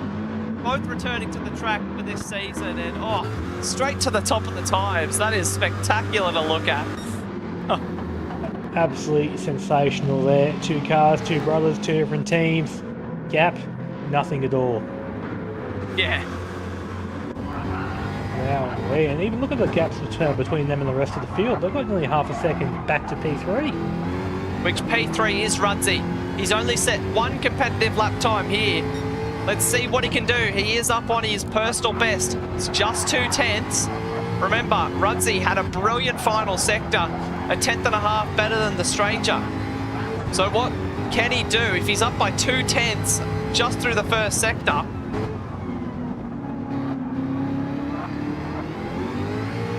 This second timing split is going to be the crucial one. Does he have that slipstream from the car in front? I think he might. I think he's just there. That's going to be crucial. 3 tenths up. Can he take this pole? He's got to find 2 tenths in the last sector. Gets it dipped in. Oh, perfect through the sausage there. On the power smoothly. One more corner to go. He was going the front straight there in front of the boss. But he's going to get the slipstream. No, he's not. What can he do? It's going to be tight. 31, 32, 33. Oh, he stays P3. Most importantly, though, he does close that gap up, which is what you want to see. 2 tenths of a second covering the top 3 cars currently. Very tight at the top there. Going to be very interesting to see how the sort of race strategies play out for these cars. I believe they've only got 1 car left to complete a lap, and that'll be in the form of, no, actually, 2 more. Garden Boy. Yeah. He'll be the last person to complete a lap, but going across the line right now, we have Laminator, who unfortunately, on his final flying lap, spun around going through the quadruple left-hander there. I didn't want to tell you about because you're in a bit of a mood, a bit of the zone talking about. Only laps there from Rudsey. Garden Boy's down on his lap too. I think Garmo unfortunately used the best of his tyres, but look, it's just him, bit of sort of me time now. Going around the last corner in just a second here, ladies and gentlemen. Just, hey, if nothing else, it's another practice lap to make sure that he's in the right zone to do the best race he can in just a moment's time. Wow, what a qualifying. Absolutely mental. And that's everything for the qualifying for Category 2A. But we'll just have a look at the results and how they will be lining up in a moment's time. So, the banker does finish the session P1 with his brother, the stranger, P2, 100th, separating those guys. Rudsey there in third, just 2 tenths straight. Madrick in fourth, with Pirate behind in fifth, VF in sixth, Carbon Boy in seventh. We have the boss there in eighth, Greg's in ninth, Lemonade in 10th, Super Fun Happy 11th, Black Project's 12th, and Hose there in 13th. So we are missing someone from the grid tonight. Who are we missing, Muffin, if you know? I believe we are missing the zero-turn driver in the form of Cruisin', who I believe was a racing type, but have not heard what the go is there currently. Have not heard from him, unfortunately, as to what he is doing, but I think for the time being we'll have to call him a DNS, I believe. I'm not too sure, unfortunately, where he is. Yeah, a little less than ideal for team points, but yeah. based off that qualifying session, I think we're going to have an absolute ripper of a race. We have top 5 all in the 33s, half a second separating them, and then not much separating the rest.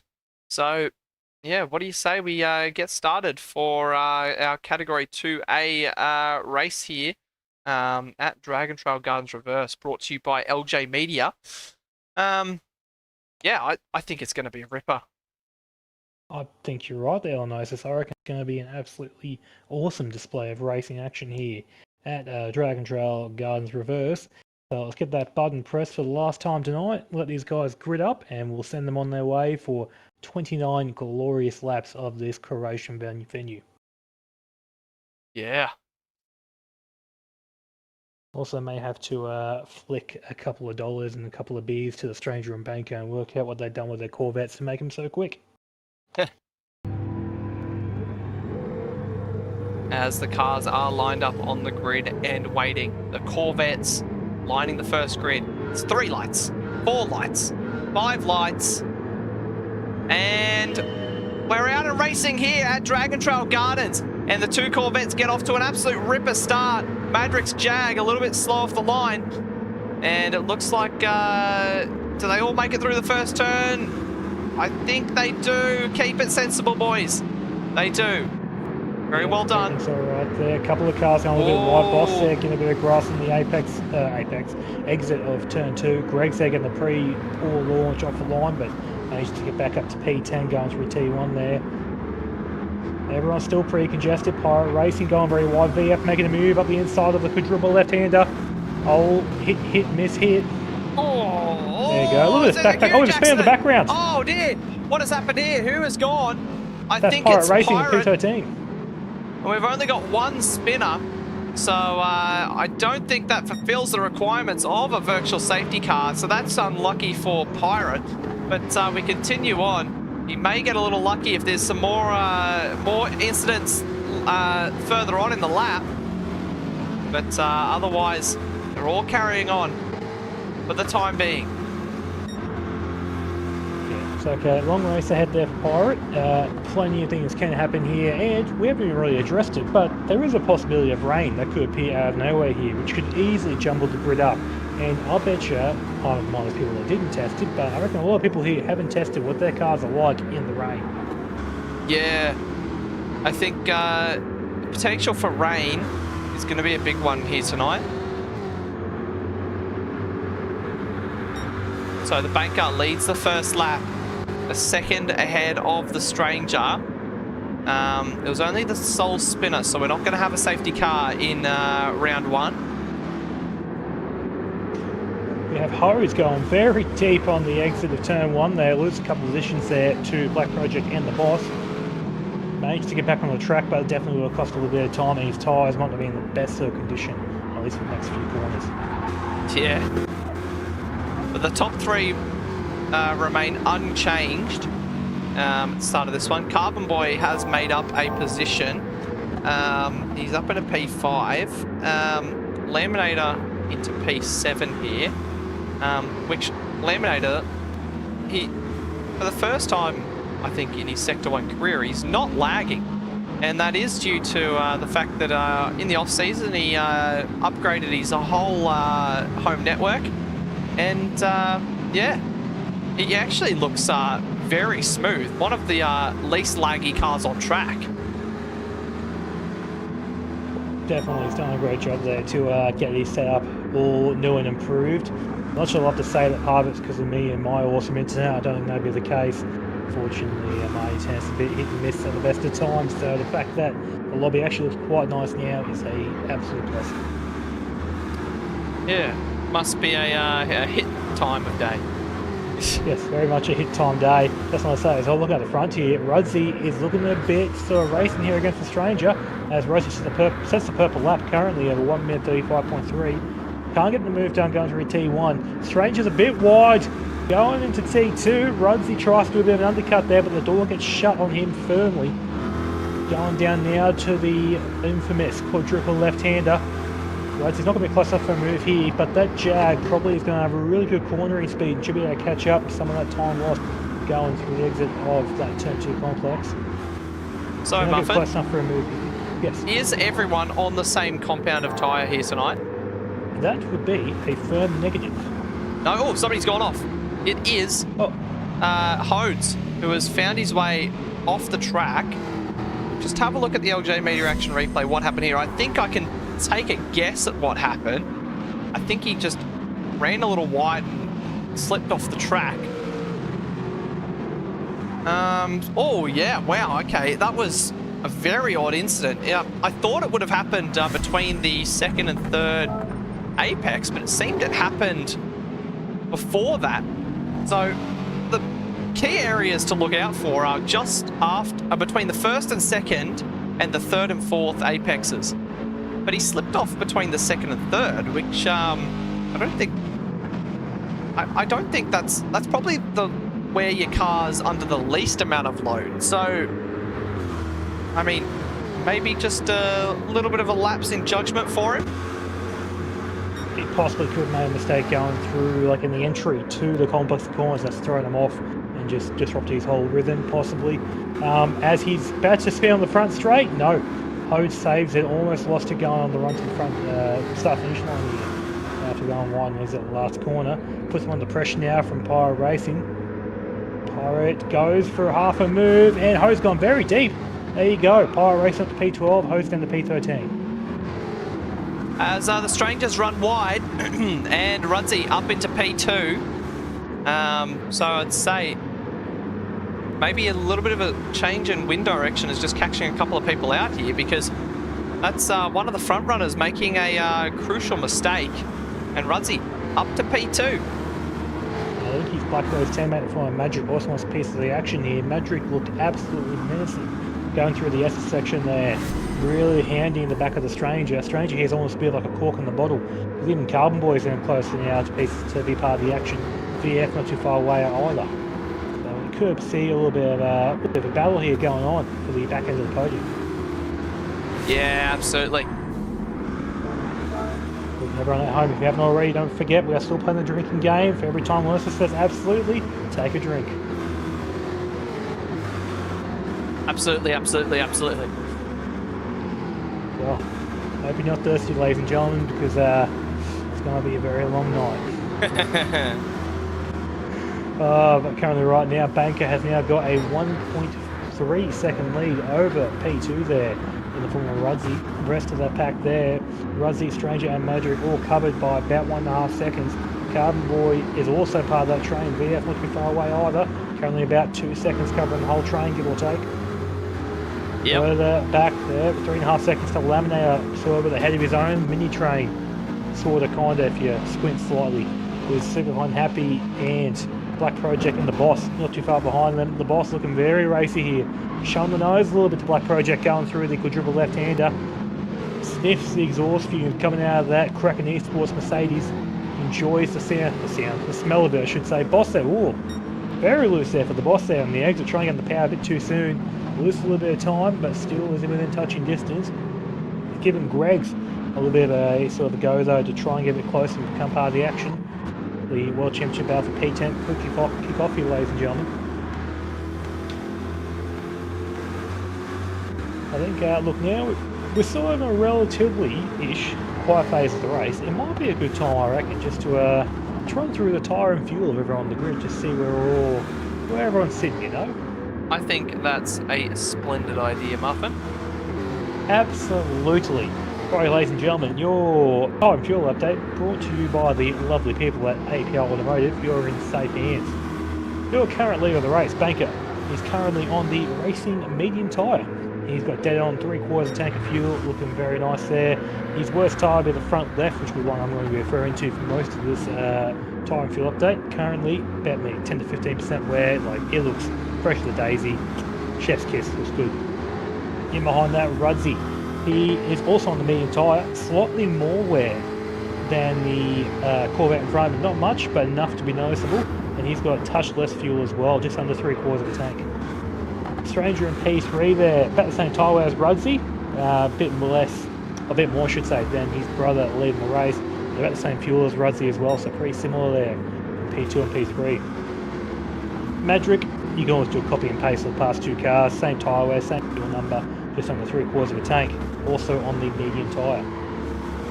Cowboy there in P5, same tyre wear as the 3 cars in front of him, but a touch less fuel. Not much in it, but definitely probably a second in the pit lane that he might lose for that extra fuel he's going to take on. He's also on the racing medium tyre.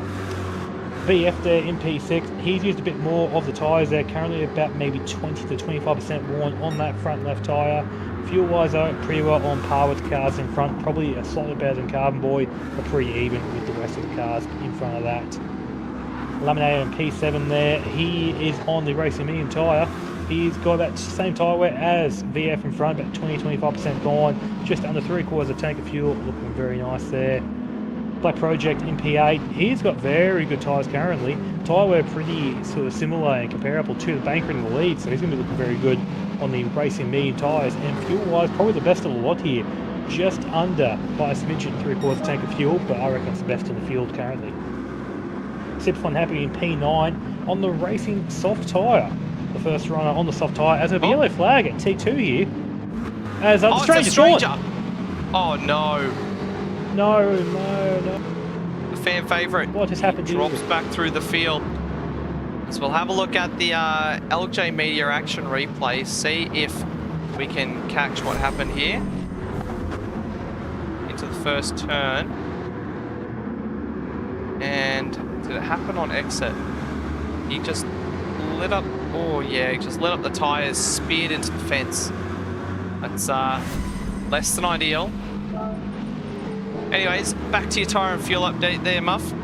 Yep, absolutely. Thoughts and prayers in the chat go out to Stranger there for that unfortunate mistake. Don't forget to press F to pay respects, ladies and gentlemen. Going down to the person who was that, who I believe I was talking about Superfun Happy just before we saw Stranger have his moment. Currently on the racing soft tyre, first of our soft tyre runners. Same tyre wear as those in the mediums towards the front of the pack, so it's doing really good on the racing soft tyre. And fuel wise, probably about 2/3 of the tank there, so looking pretty good there fuel wise, probably one of the better ones in the field. In behind that with the boss in the Jag. Currently on the racing medium tyre, same tyre wear as Superfun Happy on the softs in front, so really just goes to show how good a job Superfun Happy is doing at keeping those soft tyres alive to do similar tyre wear to that of a medium tyre. And currently boss fuel wise is about 2/3 tank of fuel, maybe a touch under. He's looking for a move on him. Might just stick with it here, pause the tyre and fuel update for a moment. Up the inside, hippity-hoppity, that position is now his property. Through goes the boss for Blacklight Motorsport. Boss on the mediums compared to Superfun Happy on the softs. Maybe those softs past their use by date? Quite possibly, but for the time being, Superfun Happy, he might be just playing to a number here. Maybe just sort of try and make something happen. But anyways, I'm getting off topic here. Let's go back through the grid. Stranger, I've already talked about before, back when he was towards the front. Unfortunately had his moment, but now he's working his way back. The old last to first, first to last challenge, call it you want to. So currently the next one on the track we have to talk about is Greg's in P11 on the Aston Martin. He's on the racing medium tyre. He's got just over half tank of fuel, and he's got about 35 to 40% wear on the front and left. So probably one of the worst ones in the field we've seen so far, but he's still there, still with their big pack, and very much only possible for him. Pyro Racing in P12 there for Thunder Esports in the Jag. Currently on the racing medium tyre, about 25% wear on that front left, and about 2/3 tank of fuel, pretty comparable for the most part to the leading and mid-pack cars. And last but not least in the field, we have Hove, who has just been for a pit stop, as it appears. It must be on the infamous two-stop strategy. Good sir, I applaud you. Driver of the Day nomination coming your way. And he is on the racing medium tyres now after starting on the softs, and he has got just under half full tank of fuel. Thank you for that, Muffet. For the APR Automotive tyre and fuel update with APR Automotive, you're in safe hands. So what's done here is that it's sort of almost released Rudsey, and look at that, he's already closed up the gap to half a second now to Banker in P1 there after it was 1.5 seconds not too long ago. Madrid being dropped off the back of the pack there, 2 seconds away. Carbon Boy is now in a fight for a podium spot, fighting his fellow Jag driver. And VF unfortunately has sort of left the battle alone. So found a bit of no man's land in P5 currently. which isn't the worst thing in the world. A bit of no man's land right now in the midpoint of the race, chance to sort of just unwind, almost just settle into a rhythm, make sure your tyres are good, make sure you're feeling alright, get your strategy down packed. Honestly, it can pay dividends come the end when everyone else is more mentally fatigued after battling for most of the race, and you're just there, refreshed, red hot, ready to go. It's the part where you say absolutely, good sir. I'm not saying a thing. Fair enough, understandable, have a nice day. So lap 9 currently, probably still, actually right now, if anyone was going to be doing a two-stop strategy other than Hodes, now's probably the first lap we're going to be seeing him come in. I don't think anyone on the field is really going to be touching that. There are a few cars which could use a new set of tyres, but none of them that really I think would be unable to make it to that halfway mark around about lap 14 to 15. Yeah, I mean, really, you want to be going to lap 14, maybe lap 15. We saw a couple of alternate strategies last race with people going very long, but I think at the end of the day, you just end up compromising your strategy. You're sometimes bleeding 3 or 4 seconds per lap. So it's just a toss-up between that. I think we'll see most in on 14 and 15. Yeah, I think some cars, like I have to imagine, like the banker leading the race, he's got the potential to go to lap 15. His tyres looking very nice. Rudzy in behind, I reckon he's going to be more of a 14 person, just because of 2 reasons really. One, the undercut, try and get a bit of time back on the banker in front. And 2, yeah, I think his front left is now down to about half worn, so he could be sprinting for mercy in a few laps time. Same with his teammate Madrick in P3, be looking at a lap 14 sort of pit time. We could be seeing a move for the lead here though. He's tucked up right up under that rear wing of the Corvette. He's going to peel to the outside. Is he going to do him around the outside? No, he can't quite do it. Great defense from the banker. But he's going to be vulnerable going down to turn 1. Very interesting to see the Jag be able to keep up with the Corvette in a straight line. From my knowledge, like the Corvette couldn't even be caught in a straight line with a slipstream. Well, given our slipstream, I should say. So wherever Rudzy's under that Jag, it's doing a great job of it, being able to keep up. Cap is currently a quarter of a second and closing. Rudzy having to peek up the inside, but nothing happening there. Banker immediately goes for the apex, make sure that Rudzy can't take it away. Nice and easy out of T2 there, and there Banker gets a nice launch out of the exit corner. Gap goes out to half a second.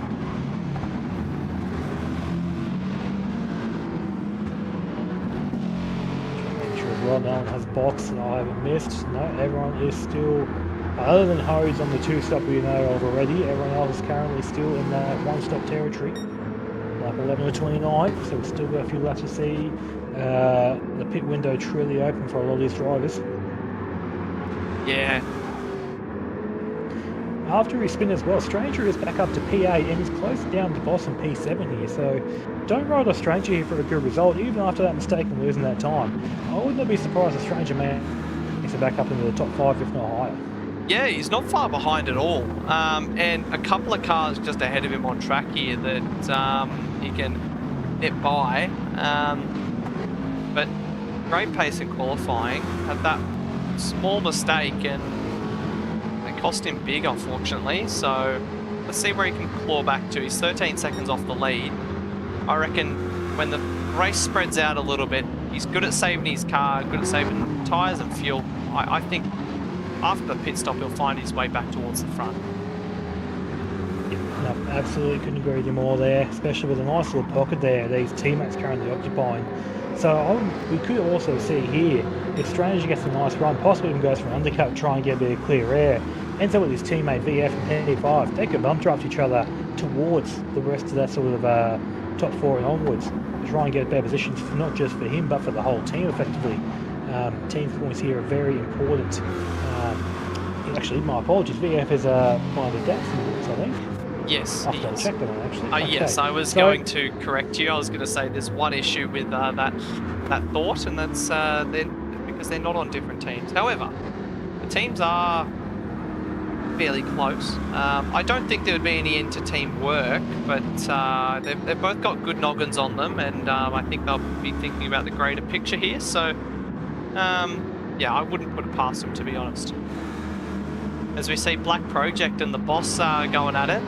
The boss trying to string one down the inside of Black Project.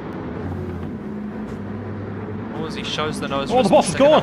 Oh no! Boss, unfortunately, yeah, I just caught it as I jumped back on him there. He went into the sort of hairpin corner there, caught the curve the wrong way, and just whole car lost control. And he's currently still parked on the wall there. Well, not sure what's happened there, wasn't it? From possibly what I could see, it looked like he thought about a move, threw the steering, and then like second guessed himself, and then it just stepped out on him again. He's still stuck there. Maybe that was an equipment malfunction there.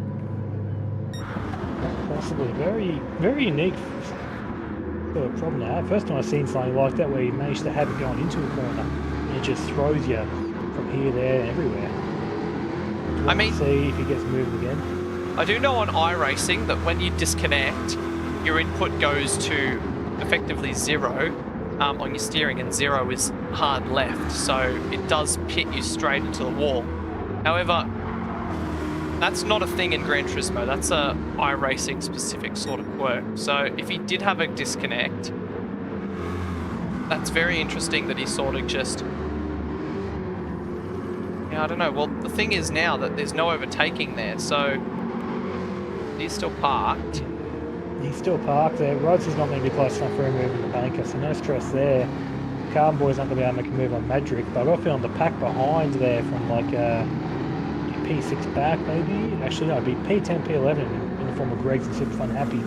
That's probably going to be your closest battle on track currently that are really going to be in danger of doing the old pass on the yellow flags, but no danger there. But I think we'll have to really work out what's happened there to the boss to see why he's still stuck on track. Try and get him moving again, because that yellow flag is just going to disrupt the racing here, unfortunately. Yeah, I don't know. He's well and truly off the back of the pack now. Is he moving, or is he still? He's still sitting stuck there, unfortunately. So, as Rudsey and the banker are going at it. Carbon Boy is going past Madrick for the podium position. Oh. P3, that gets it done. He did too. Great move. As Rudsey and the banker were going neck and neck, Carbon Boy and Madrick were too. As there's a little more chopping and changing down the order there as well. As it's Black Project. He is down to P8. Him and Pirate. Has there been a coming together between them two? Those two just Pirate Racing just got past Black Project. They're going through T2, but also Stranger's now up to P6 after having a good few laps. There was a yellow flag for a second there. I think there may have been a little bit of a coming together between them. So Pirate's gone off into the wall. Stranger slips on by, and then Pirate slips on by too. So it was just Black Project that had that issue, and then the Stranger slipped on by. So Pirate must have made another mistake at a different time, I think. So the boss has got going again.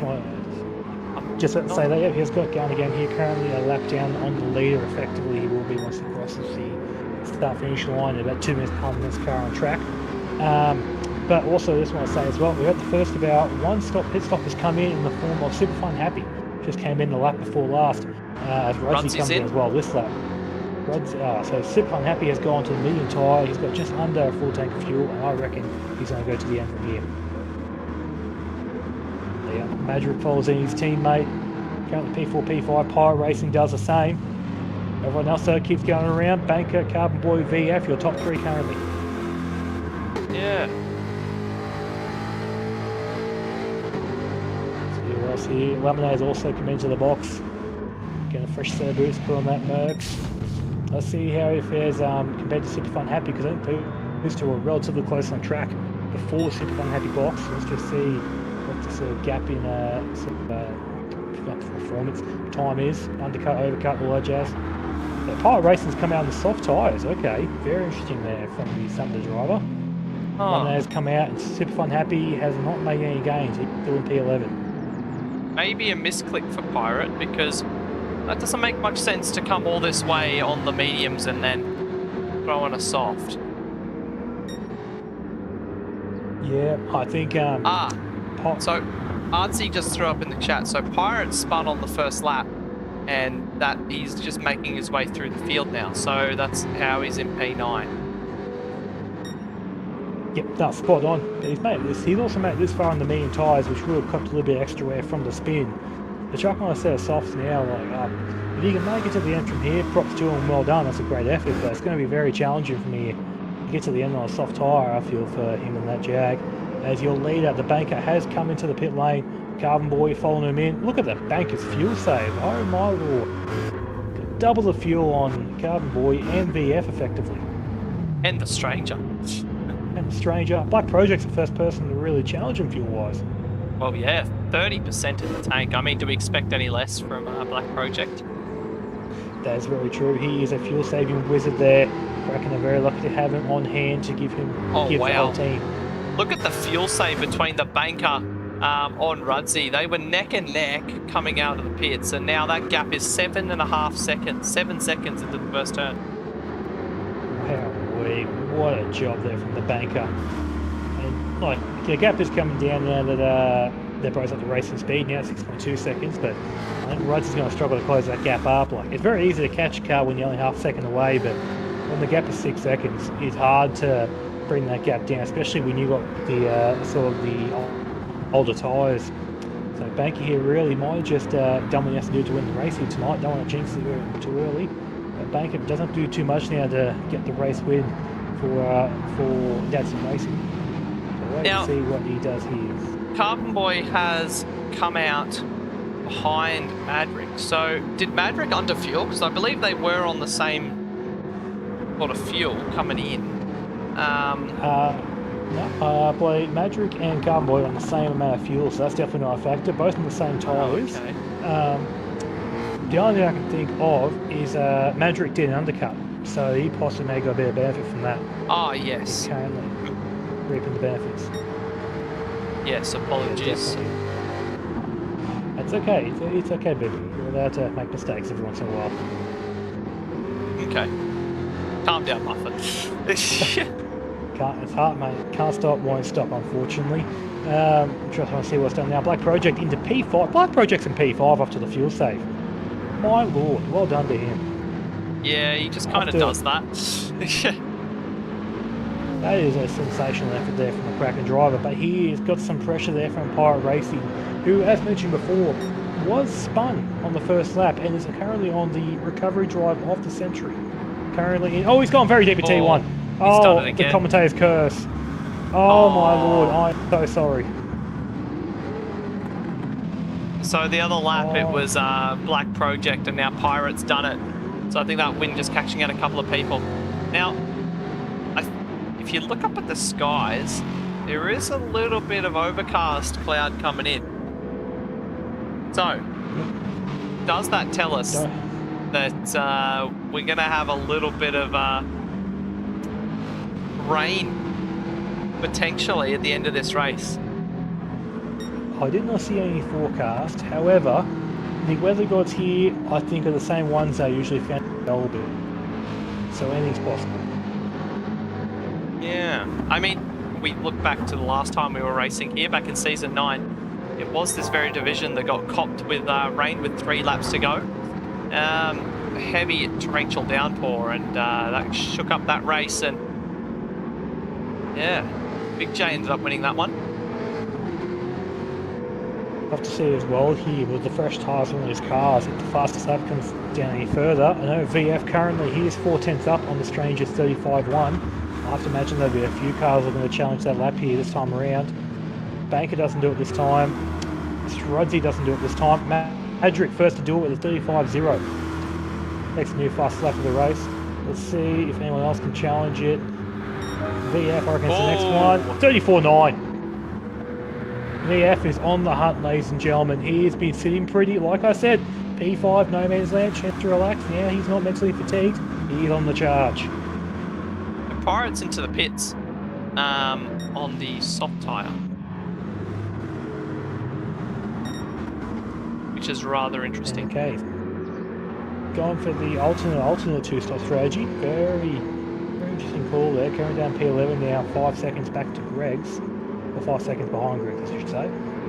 What will mean for Pyro is he's going to have the freshest tyres in the grid to the end of the race, so he's going to be able to make some great moves, but he's only got 12 left to do so it's going to be hard to really make something happen, I think. Again, not much of a sort of overcut benefit I feel coming his way, but we'll see what happens. I've been surprised before, been proven wrong. Wait and see. As Black Project and it's the lap traffic of the boss. Okay, alright, I did see 2 cars on side by side. Yep, you saw it too, that's all good. That's alright, carry on, good sir. I was a little bit confused for a second there, and then pieced 2 and 2 together. Absolutely, good call there. Just want to say as well, since the sort of last back half stint of the race has started, Rosie has made a little bit of ground on the banker, only by about maybe half a second or so since the stint began. Not a lot, but enough to just sort of make banker just keep his eyes in his mirror ever so slightly, just to make sure the gap doesn't go below 6 seconds. I reckon it's a good mark there, just to make sure if you make a mistake, you've got time to play with. You can just sort of maintain that gap. That should be right for him. But Rudsey, I think every time he sees the time go down, he's going to get a bit more motivated, a bit more sort of enticed, push the car a bit harder, try and get some time back on the banker, which is a double-edged sword. You find more speed, but then eventually your tyres wear out and quite possibly mistakes creep in. Yeah, that's very true.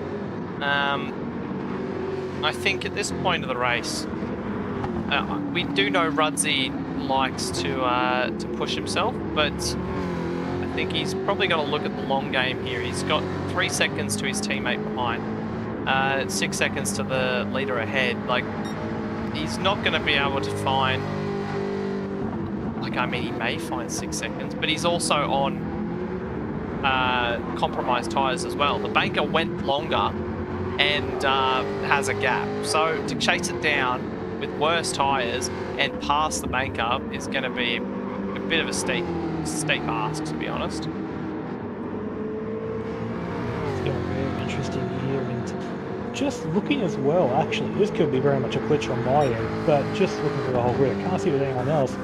I reckon some of the banker's fuel save could be down to something as minuscule as his current throttle position, because everyone else on the grid getting down the straights, they're 100% full throttle, they're giving everything they can.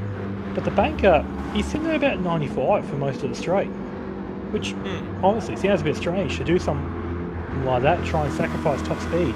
But little things like that does add up fuel-wise, and just seeing, a bit of a flicker there, almost like Scott McLaughlin at the 2017 Bathurst 1000, just sort of floating the throttle there, trying to save every drop of fuel. But right now it's working for him because the gap is sitting pretty at 6 seconds, not really changing too much between himself and Rudsey, but very interesting there, very sort of unique fuel saving strategy I don't really see too often in any sort of league racing on this game. Yeah, it could just be that he hasn't calibrated his pedals properly, but maybe that's something. Maybe there's something there. Maybe that's the secret. Yeah, you could be on the same there. I may be misreading this entirely and going down the wrong rabbit hole. But look, I like to dream. Let me dream.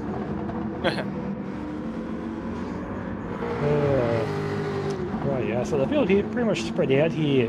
Everyone's sort of in their own little pocket of real estate. No real battles on track. Closest I can see, probably going to be battle for P5 P6. My apologies, between VF and the Stranger. Stranger on the recovery drive, so this should be interesting to see if he can make up any grounds on his fellow Corvette operator.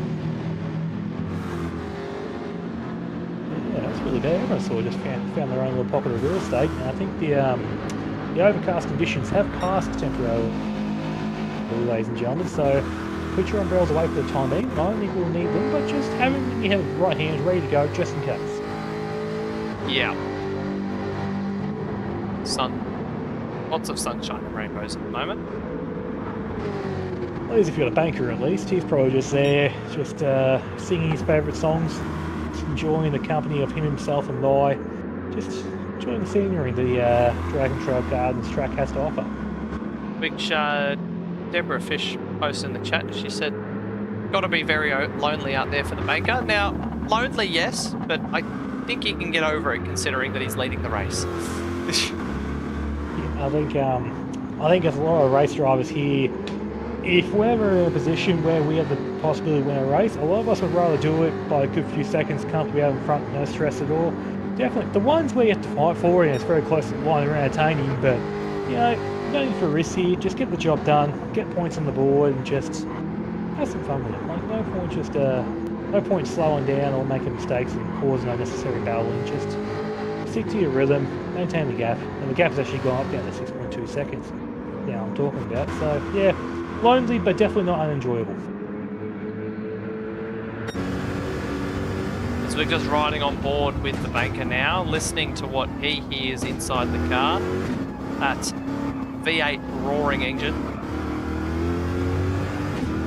Replacement for displacement, baby. More power, LS the world. That's what I say as well. If you want to switch off the Bankers POV for a second, we do have a battle here. The World Championship battle for P10 is kicking off between Greggs and Pirate. Pirate, after doing that sort of alternate two-slot strategy, is now on the back of the Aston Martin driver, going down the front straight here, well and truly in the tow, sucking up all the exhaust fumes, sniffing it like it's going for a move. Deep. There we go. No, he's off the track a little bit. Yeah, very easy to do there. The sort of just beyond the track limit there, where the tarmac just sticks down, the grip goes away from you. And there we go, gives Greggs the old switcheroo there. The Pirate wants a piece of the action once again. Can't get a move done going through the first part of the Cooper Drill left-hander. Not the second part, not the third part, and not the fourth part either. Pirate Racing is still handing in though. I don't think this battle's going to be done yet. Greggs are doing a great job though to hold on to the infamous P10 position.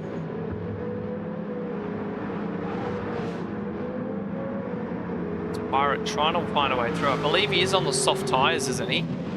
Oh, deep on the brakes. On the mediums. There you go. Okay, up the Gets it inside pulled up. out the hairpin. Nicely done.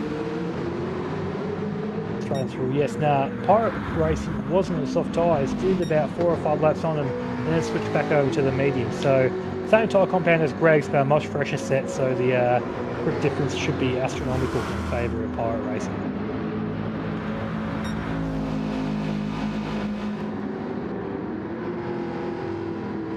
What the gap now currently for Pirate Racing, the P9 in Superfun Happy, is 6 seconds. He's got about, what, 6 laps to go, give or take? And I reckon that gap might be a bit of a challenge, a bit of a stretch to get down, but look, not impossible. We'll just keep an eye on that as the race goes on, see if Pirate can catch up to the cracking Mercedes driver. Yeah. Now, Superfun Happy was one of the guys that ran the soft tyres to begin, wasn't he? Yep, spot on. Now, he's just set his fastest lap of the race at 36.2 on the last lap, and I believe he's on the mediums now, but if he had a soft stint, he obviously wasn't able to get the most out of it. He's only setting his quickest lap on the mediums, like that lap. Yeah, I don't know. Maybe they just didn't fire up for him, or he ran out of tyres before he could set a lap. But yeah, it's rather interesting. I think there's a couple of factors at play here. I know you were touching on in the last race with Bunker there, saying how like the tyre warm-up phase doesn't change no matter how much tyre sort of wear multipliers you chuck on to the cars here, whether it's ×2 or ×10, they warm up the same way. It's just how fast they wear, so to speak. But I found as well, factoring in the old fuel sort of load coming off the car, making the car lighter, I found that a lot of cars in this game, generally your sort of second lap is where the car fires up the most, depending on the track conditions and the car you're in.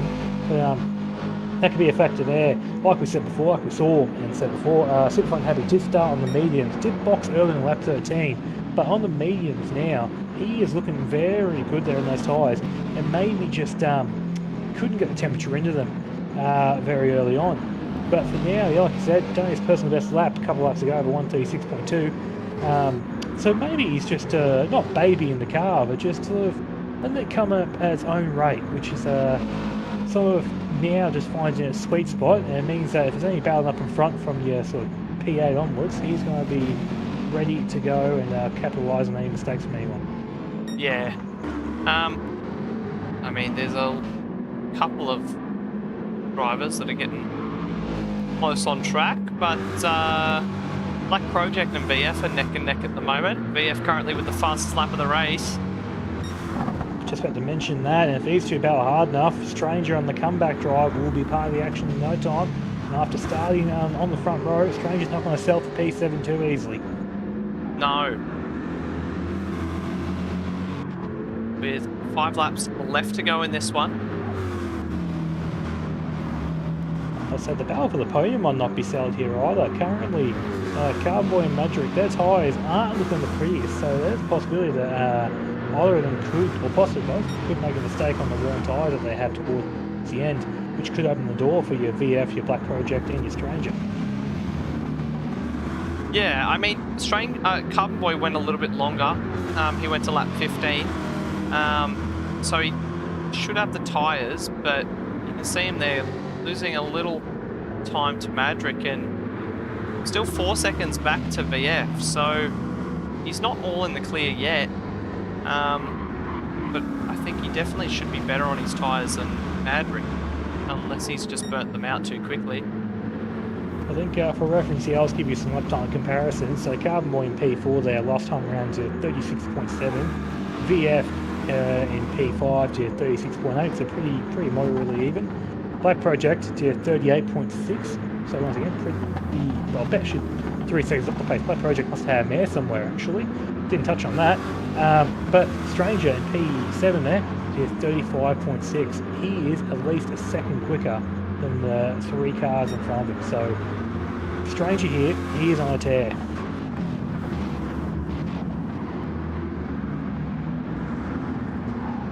Going through the last little awkward chicane now of the lap, coming around to the long right-hander to conclude the lap. VF leading Black Project, leading Stranger. Stranger on the comeback drive, probably with the fastest car out of the 3 in this battle pack. Currently VF didn't get the best round in the last corner there, compromised his sort of exit on this little bit of speed.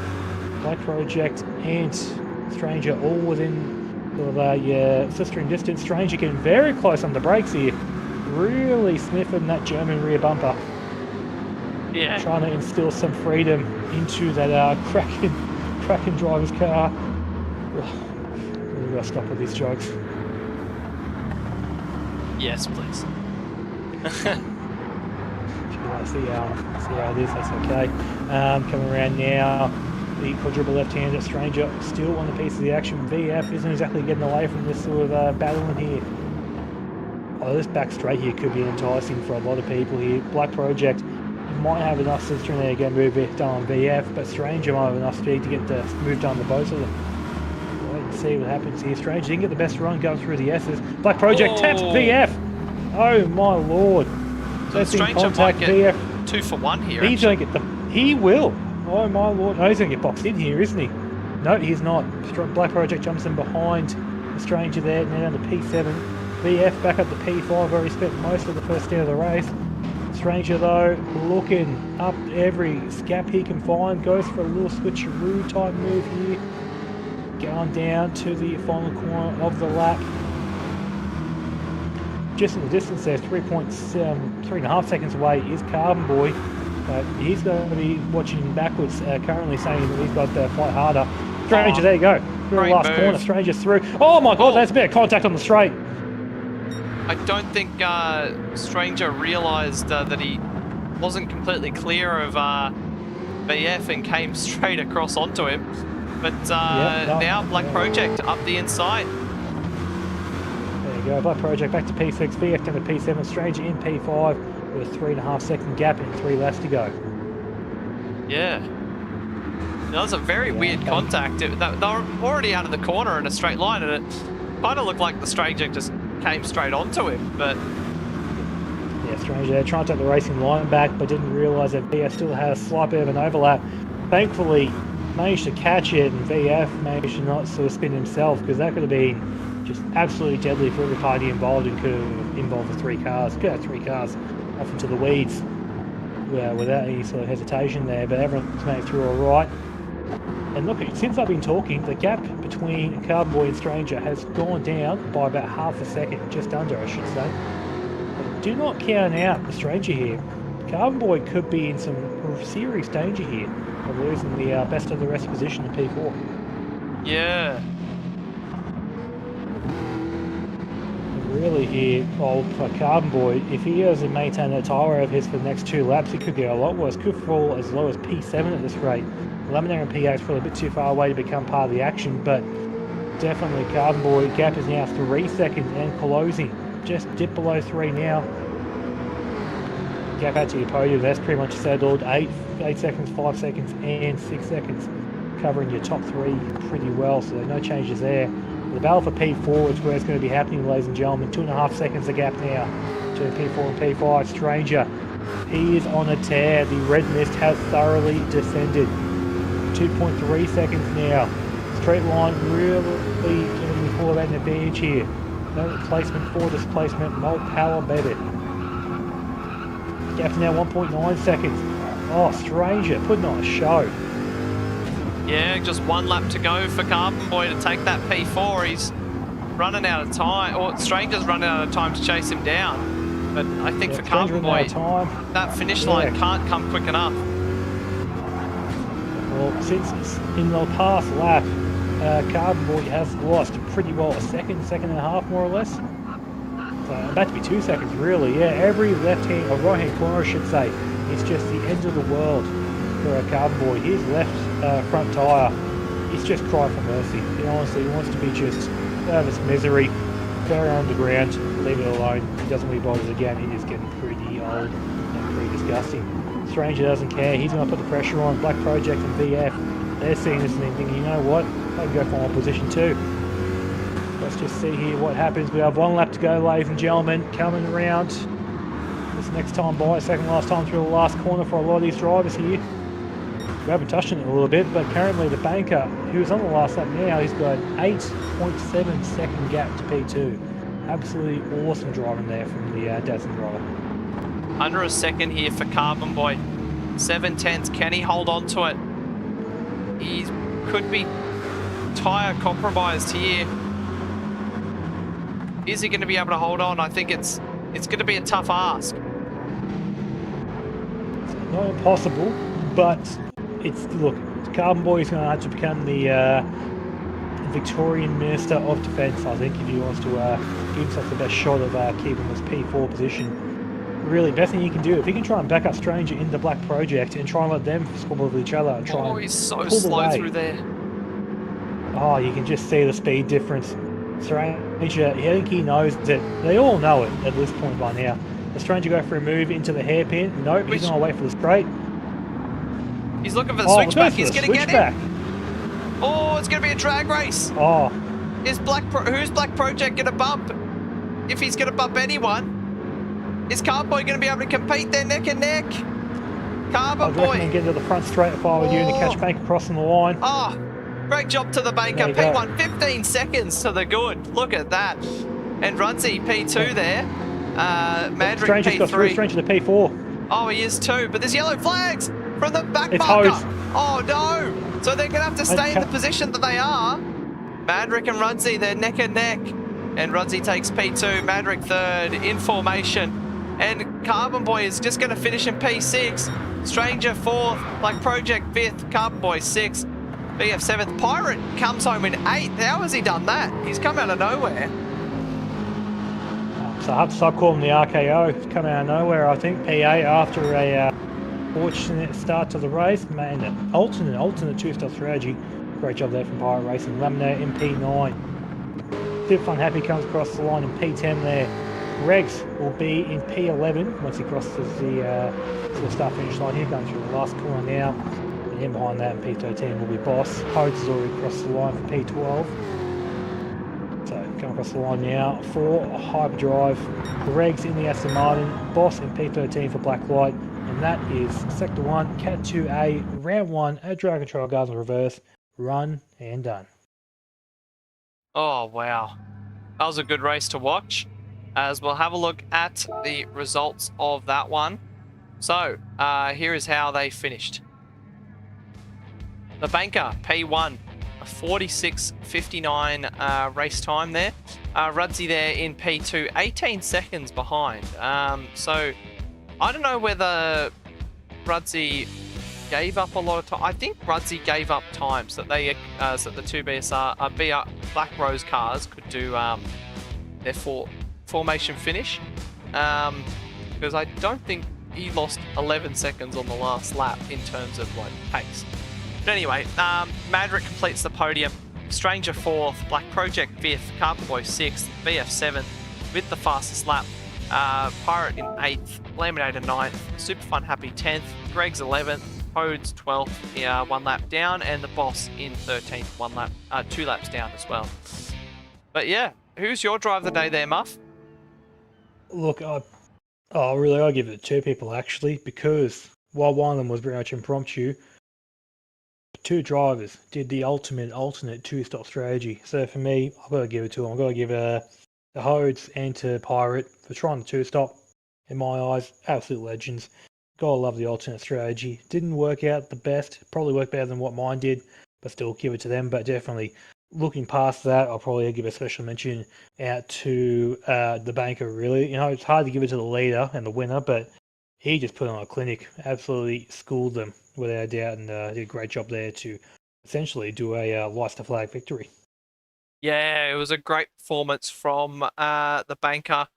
Well-deserved win. He'll be happy with how that turned out for him. Yeah, I think my drive of the day, I don't know. There's so many good stories there. I think I'm going to give mine to Pirate. Great recovery drive, and on the alternate strategy, decent result. So he takes mine. So make sure to throw your drive of the day votes down below. We've got drive of the days for Stranger, lots of drive of the day strangers. Rudzy drive of the day, yeah. Couple of votes there. So yeah, all the guys mentioned, great job. It was a great race to watch, great night of racing. But yeah, anything to say before we sign things off for round 1 here tonight, Muff? Well, I'm going to sound like a broken record saying this again, but ladies and gentlemen, if you enjoyed the awesome racing action you saw on your screens here on a Sunday night, don't be afraid to absolutely demolish the like button, really smack as hard as you can, and subscribe to the Sector 1 Sim Racing channel if you want to know when we're putting on more racing action for your viewing pleasure. And if you want to join the grid and be one of the people that you see on the track effectively, be here competing in one of the best sim racing championships in this part of the world, jump into our Discord and have a look at our invitational series and community announcements to see when we're doing our sort of community events. Get amongst it, and maybe one day we'll see you here competing among some of the best sim drivers we have in Australia, New Zealand, and beyond. Yeah, couldn't have said it better myself, Muff.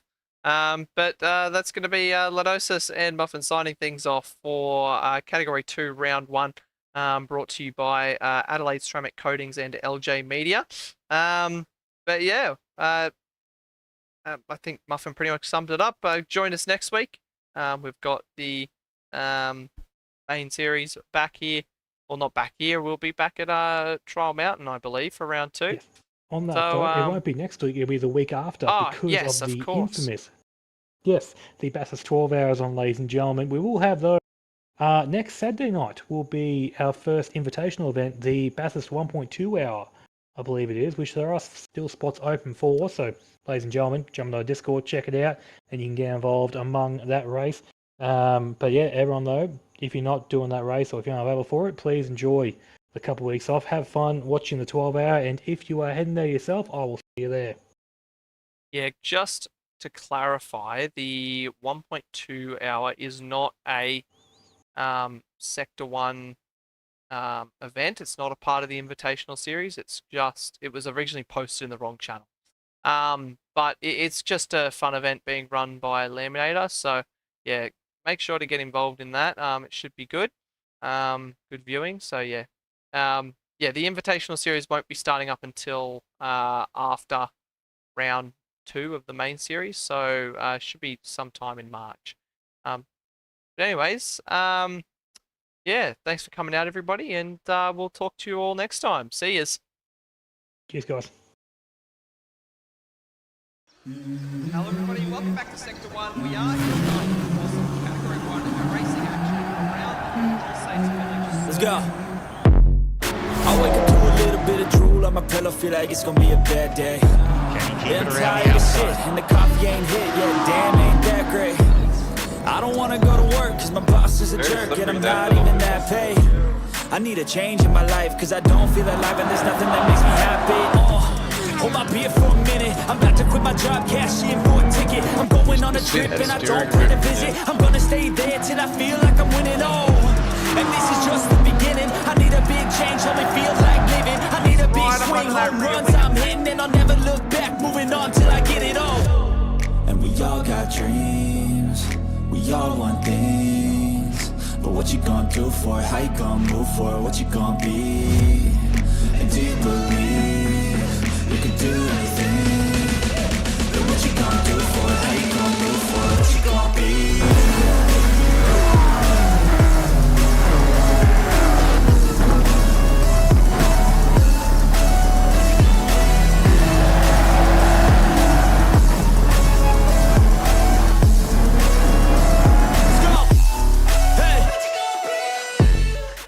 Hello everybody, welcome back to Sector 1. He goes Sector 2! Oh my goodness! Jish went wide. Oh, he's run wide and goes down! Oh my. Oh no! No! You can't do that! You see that steering wrist off that curve. Fuzzy is somehow keeping it on the track surface! The spectacular drive, and he will take his first win in the top flight of Sector 1.